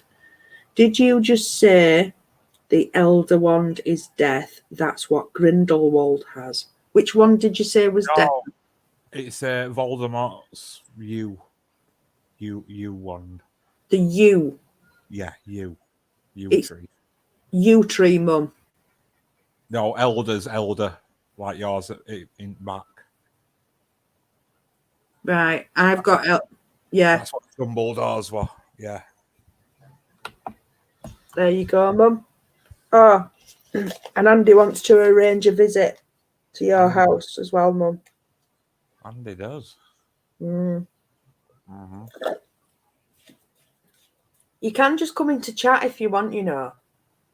Oh, I bet she's watching it on TV. Ah, okay. Yeah. I know, Ali, I'm sorry.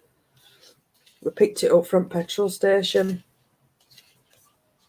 They've installed a machine, you know, Tango Ice Blast. And we'd bobbed in other week.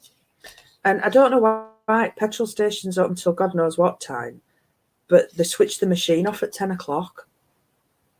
And I don't know why, because you just put it in yourself and then go to the counter where you pay for everything else to pay for it. Yeah. But they switched the machine off at 10 o'clock and it was like 2 minutes past 10. And we're like, can we get one? Oh, no, it's closed now. So we were dying for one. And we had to nip in to petrol station. So it was like, oh, need to get one.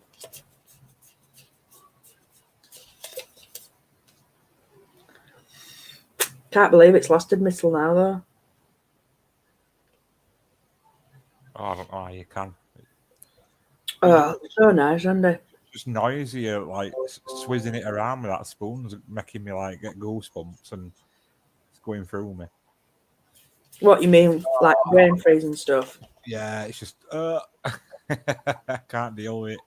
Well, that's probably why it's lasted me so long, because if I'd have eaten it too fast, I'd have got brain freeze. Yeah. That's my excuse for earlier. I had brain freeze. Oh, there you go. Yeah. Sorry. I love the artwork of my new wand and the claw around the red. Oh, did you get that one, Jack? Yeah, she got the apple with. Oh, that's why you were asking about Red Jasper. Do you want to know about Red Jasper? It were a beautiful wand, honestly. I can tell you about Red Jasper if you want to know about Red Jasper.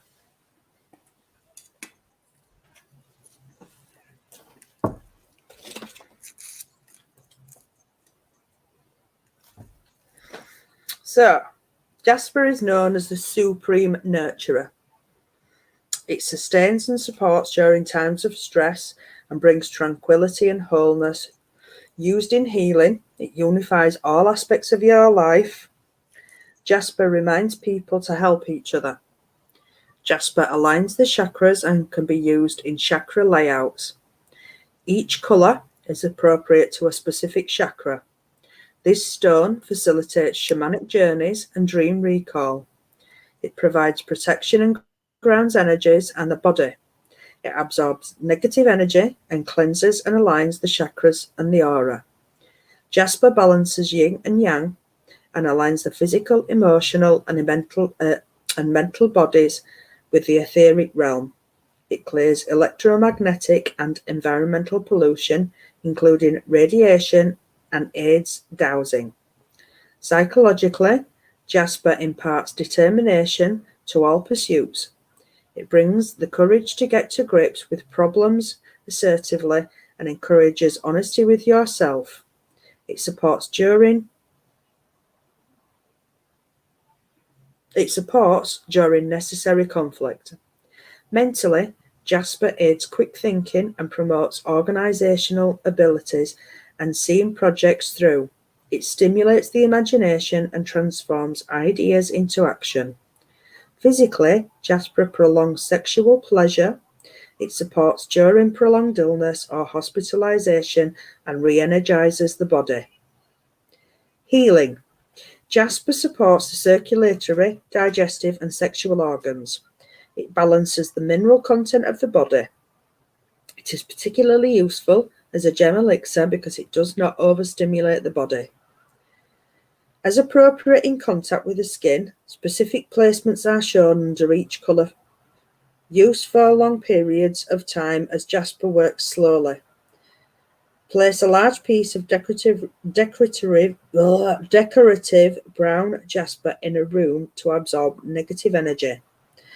In addition to the generic attributes, the following colours have additional properties. Right.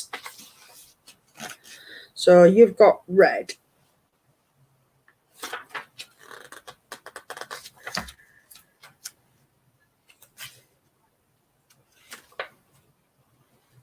Red is gently stimulating. It grounds energy and rectifies unjust situations. Red jasper brings problems to light before they become too big and provides insights into the most difficult situations. It makes excellent worry bead, calming the emotions when played with. Placed under the pillow, it helps dream recall. Red jasper stimulates the base chakra and assists rebirthing. It cleans and stabilizes the aura and strengthens your boundaries. This is a stone of health, strengthening and detoxifying the circulatory system, the blood and liver. It dissolves blockages in the liver or bile ducts. And ideally, you need to keep it somewhere around your base chakra. So keep it in your, if you've got a piece of red jasper, keep it sort of in your pocket. There you go. Well, I am actually making some wand pouches at some point to hang off belts as well, because I have done a couple for my own. So it'd be nice to keep it there because it's at the base as well there. Yeah. You know? I need to get cracked on with that thing I'm making and then see if anybody's interested in them. Yeah, definitely. But the jasper partnered up with Applewood were really good then, because what do they say? An apple a day keeps a doctor away and all that. Yeah. It's a good healing food. It resonates with spirit. Yeah. On numerological tree, it's aligned with spirit tree. So, right. Yeah. So yeah, it partnered up pretty well. And dream recall, I had that dream about the red apple tree. Yes, you did. Yeah. You know. Yeah, you did. So yeah, it partnered up pretty well there. Brown jasper is connected to earth and encourages well, jaspers are earthy stones anyway, but brown jasper is that includes pitcher jasper as well. connected to the earth and encourages ecological awareness. So brown jasper would be good to use with your ones as well. Yeah, an earthy one. Yeah. Mm.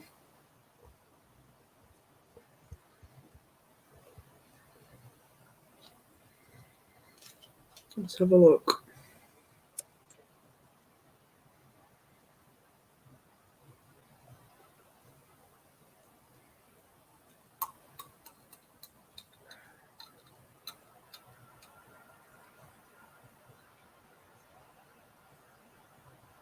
Mm.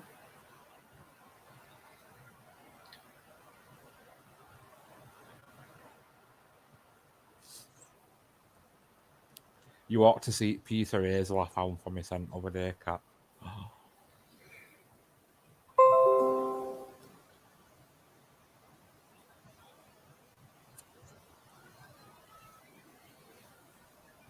Have you started on mine yet? Not yet. Look. Not yet. It's still out. I've got about about 6 or 7 left to carve. It's in that last lot there. Right. I've been giving my hands a rest for a couple of days because my Yeah. arthritis set into my arms. Yeah. I need a couple of days carving, then a couple of days off now. That's what I have to do with mine. Yeah. And if I've been typing stuff up or doing a bit in garden, I think that's why my hand swelled up last week. But I know what I want to do with that willow that I've got. It's finding the right pattern that I want to do on it. Okay. I've got a couple. I've printed out a couple of. I want to do some flames on it to represent fire, obviously for me. Yeah. But I don't want to do tacky flames. It's got to be the right kind of flames. And I don't want them all the way up. I just want sort of like, it's going to be the bit obviously where my hand is, and I want it so that they're sort of like, they don't start above my hand, but they're sort of like, they'd start halfway where my hand is, so that like when I'm holding it, they'd be coming out from my hand, but then they'd only sort of like go halfway up the wand and then just sort of like fade away. Yeah, I know what you mean, yeah. And I drew some on the other day, but I wasn't happy with them. So I'm just drawing them on in pencil for now, so then I can rub them out until I'm happy with design that I want. Yeah. So Ali, they're just plain wooden beads then on that pine, just plain ones. I'm going to send you a picture in Messenger, Cat, of this piece of hazel I found from me, son. Okay, love. Oh, you'll love it. I started watching the Bone video last night. All right. I haven't got to the end of it because I kept falling asleep. Did you ever actually get anybody to come and scan that chip? Yes. Oh, you did, and it was a 5-year-old lurcher dog called Stan. He were a rescue dog. Oh no. The chip were actually fitted via dog rescue. Oh no.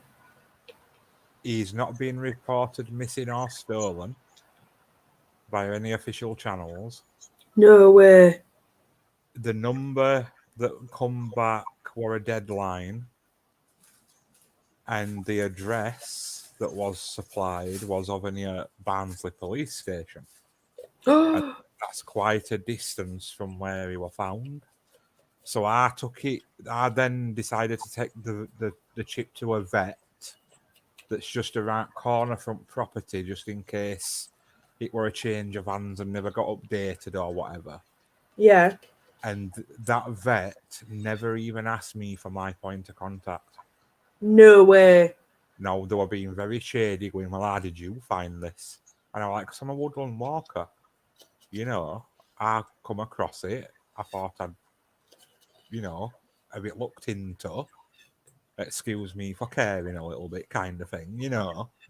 They were like, well, we can't give you owner's details. I says, well, I don't want the masses, but at least you might be able to put some rest in their heads, if it was not found, kind of thing, and then that was that. But yeah, I thought it were very insensitive from vet, to be fair. Well, I did. Doesn't seem right, doesn't that? Because normally vets the other way around, aren't they? Yeah. Normally, like, oh, thanks for letting us know. We'll let you know if we find them. Yeah. Did they scan it in front of you? No, the kind of opened the door a little bit and took it in, and then she come out and opened the door a little bit again and asked me a load of questions, Did you give them alt rest at bones or just the chip? No. Completely refused that, because at the end of the day, because Lost and Found group that I went through initially, they've got quite a team of people that would probably find the owners a lot quicker. Yeah. And everybody on there has got a contact with me, so I've said, if anybody comes forward and the want remains back, I can supply them, because I won't want them people going up there anyway, because it were a 90-degree drop over the side of that tree. Oh. So I've said I'd give them bones back. If nobody comes forward, then I'll give Stan's bones new life. That's awful. Craft, So I'm taking care of him at the minute. Yeah. That's bloody awful, is that? But I genuinely think what had happened is he'd been hit by a car. Yeah. And then somebody had found his body outside the road and probably just placed him under the tree, because his skull and his shoulder blade were shattered. Andy, that's gorgeous. What, that piece of wood? Yeah. It's right nice, isn't it? It's beautiful. I fell in love with it as soon as I saw it. Yeah.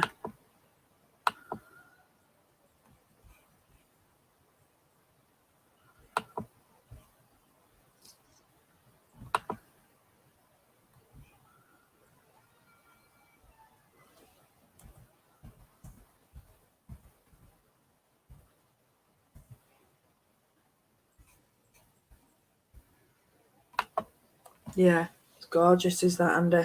Yeah. Not often you find them like that twisted, No. That's true, is that, Jack?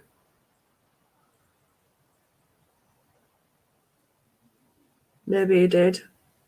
Yeah, maybe so. 'Cause, like, in all honesty, I have said to Becky, if I'll hold him for 6 months. I think that's enough time for somebody to come forward, And if nobody does, then I am going to make a personal one from one of his bones. Yeah. I've picked a really nice one out, and then I'd probably stick a yew wood stem on top on it, But it is what it is. We'll see what happens. It's absolutely fantastic, isn't he, Ali? Absolutely blown away. And when you see him in the flesh as well, I had the pleasure of actually going through the box with him the other week. You'd just taken out pictures of him, aren't you? Ready to put them on page of the week. Yeah. I always come with a box full. I'm like, can't ever fondle at these. Yeah. Ooh, show me your sticks, Andy. Show me your sticks. Not show me your wood. Usually get first. Well, I always manage to get first dibs. You have had first dibs every time. No, come on with another one. It's like, what am I going to do with all these ones? I'm making. That's something else I'm making, guys, as well. I will get round to finishing it. I'm making like a pouch. I look like some sort of, like old surgeons used to have that sheath that they'd unroll and they'd have all the surgeon's tools in it. Jack the Ripper Definitely have one of them.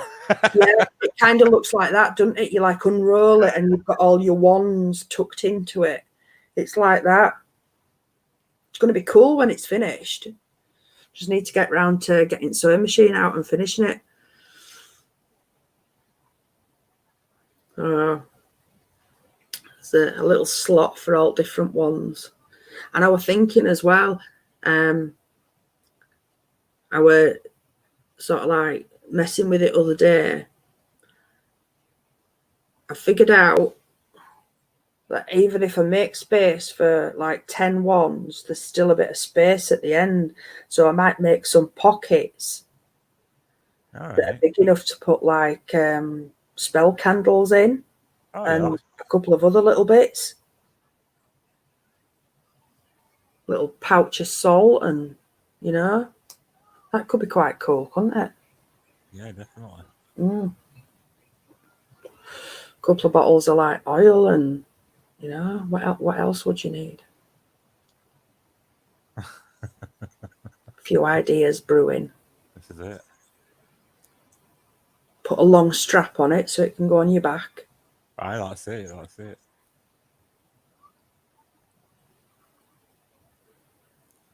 What are poppet dolls? That's an interesting one. So basically, poppets are like little effigies. You can use them in spells and whatnot. Basically, it is like a voodoo doll, but not. You know, you can like use them to bind up, or you can use them as effigies as people if you need protection against somebody that's causing you harm, or you can even do it in good respect. You know, you can say I could make a poppet a cat and like lace it with an abundance spell, you know, so she gets more wands and stuff. You know. But witches back in old times were renowned for putting them in the chimney stacks and stuff, you know, and they'd keep them in places like that. And when they used to find old cottages and they'd be emptying them out, they'd find these little dolls in cavities of walls and stuff. And so yeah, really cool. But my uncle makes all them, and he's brilliant. You've met him, haven't you? My uncle. He's a strange character. He's it's quite cool. I got one of them as well, didn't I?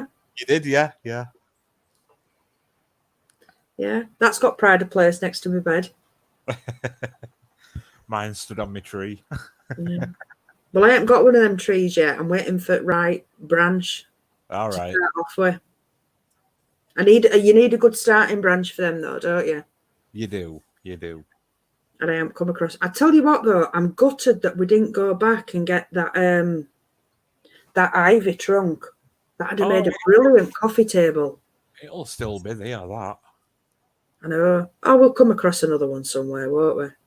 Probably. And then get a nice piece of glass for the top of it. Yeah. Or even two and make like a TV stand. Yeah.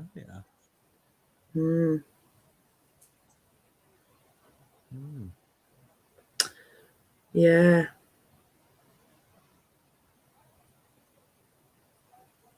I've got some lovely sized little bottles, you know, that we could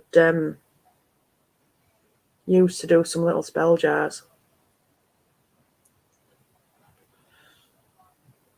Because that's something I've been thinking about as well. Yeah. You have to club up with Becky on them because she's on about them and all. All right, yeah. Yeah, you know, like with Little Bones art at yeah. Owl pellets we've been doing. And she's been collecting birds' feet up for mummified, you know, different birds' feet and stuff like that for spell jars. Yeah. Yeah, plenty of herbs. Ali, English elms, very big with the elves. Well, all elmwood, but it's my personal coven wand is well, they're all elm. I very, very, very muchly recommend it. It's a fantastic wood.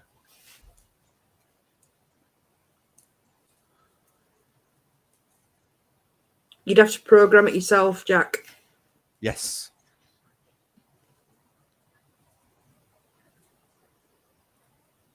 Yeah, it's always better programming yourself anything that you get. Yeah, because you put your own intention into it then. That's it. But always remember the rule of 3. Or 40 if it's up to do it fair. Or what, 40? Yeah. Yeah. Oh dear. Yeah. And remember, be very specific if it's out to do it fair. Very specific. Because you always get what you ask for. Exactly what you ask for. With them. Right, I think we'll have 10 minutes. And then we'll call it a night. So, has anybody got any last questions?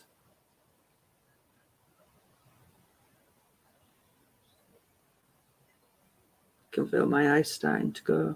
Ooh. When you're next planning on coming over, Cat? I don't know. When are you next free? Whenever. I have to take you on a proper bone hunt. Yeah, because I've got a grabber now. Oh, yeah. Yeah. Cool. I did buy one. I don't know. I don't know. Oh, you've got another sale, Andy. Really? Yeah. Ali's ordered something. Is it the elm?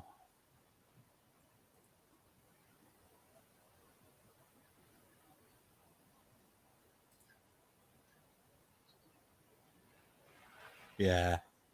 The elm. Oh, my mum's on with another hat as well. All right, yeah. I told her what you said about putting them on your Etsy as well. Yeah, cool. Yeah, she said she'll make a few up first. Oh, thanks, Jack. I'm glad you've enjoyed it. I think I've been thinking while I've been sat here, what I'm going to do is I'm going to redo that first bit and post it as a separate video. All right, yeah. Because I knocked it all up, I know I did. So, but I haven't done a live properly for a while. I've been on other people's lives, but I've not done my own. So I'll write it all out properly in order and I'll say it all properly and not get myself all tongue-tied.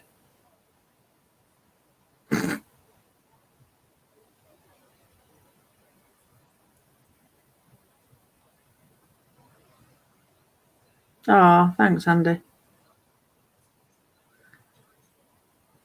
Especially when you won't be disappointed, especially when they call you. Who won't be disappointed? I'm confused. Can you believe somebody's just done this to us on Etsy? What? Right, we got an order 2.5 weeks ago. Thanks, Jane. Go on. Right.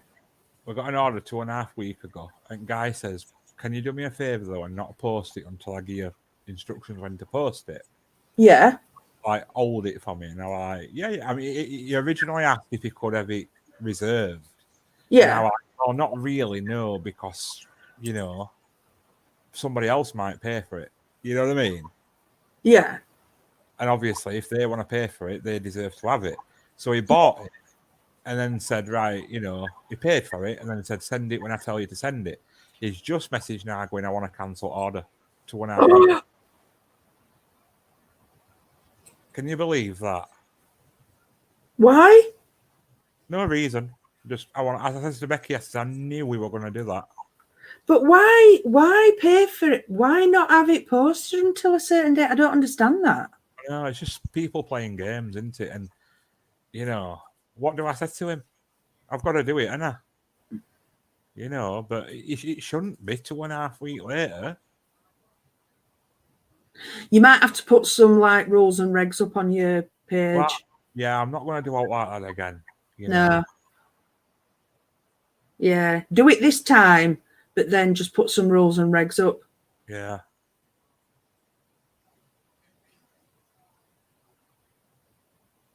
Or just say no next time. Yeah. Oh, yeah, I'm not taking it down. Jack, I'm not taking it down.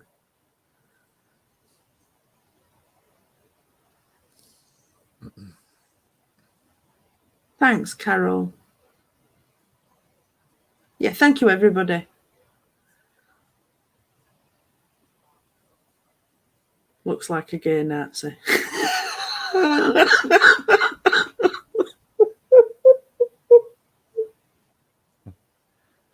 Sunday.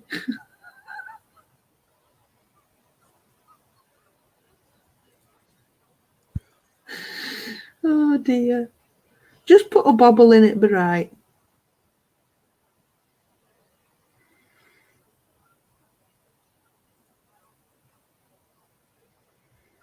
Tracy, can't your Amy do yours when she comes? Oh, can't Ubby do yours for you?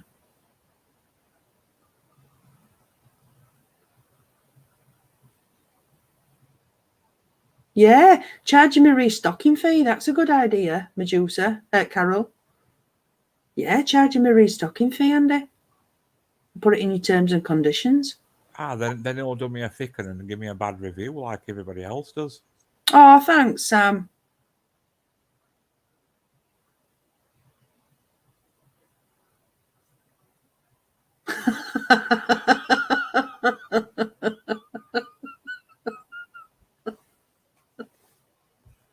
Just gotta put that up before we go.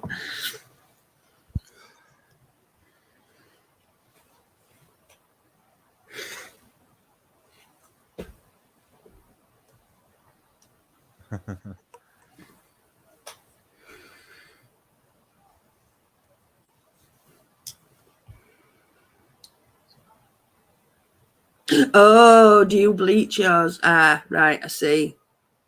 Right.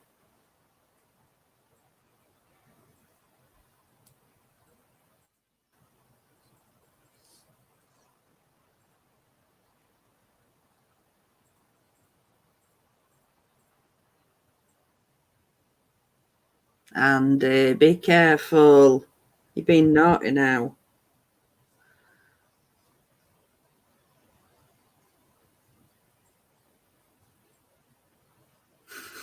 Cheers, Ali. Do you know, I keep forgetting to do that because I always buy them face to face, so I never actually go through Etsy. You did Thurston. Did I? Yes. I must remember to do it. And it'd knock me back up a percentage if you did. Right, I will. Yeah. Yeah, yours will be. To be honest, Ali, I'm doing a post office run at morning, so it'll be going straight out that quick, which is awesome. Yeah. How do I get onto Etsy though? Because that's the thing. Is there like an app for Etsy, or do you just search it through Google? No, just search Etsy.com in Google. Right. Log in. That'll be your hard part, remembering what you signed up as. Should just be your email address and a password. And then you just go to that sale and just leave a review. It'll be finding sale, won't it? You did it through your phone last time when you bought it. No, but it's finding the sale, isn't it? Well, it's in your orders. Oh, yeah. Ooh. I've ordered. Yeah. There'll be one or two. Normally. Right, okay. I'm going to say night-night, everybody. Thank you so much for watching. Yeah. Thank you for watching, everybody, and putting up with me talking gibberish. I will be more prepared, even though it's only taken me 2 years and 2 weeks and a load of, yeah. I've not done bad for me. I've managed to stay awake and blah. So, yeah, thank you I got all my boxes ready for you. I did that bit right and got a an example of each. I got too much information, that's what it was. I should have just stuck with my original plan. So there you go. So yeah, thank you very much, everybody. And when I decide on a date, I'll let you all know. So thank you very much, and I will see you all later. Night, everyone. Night, everybody.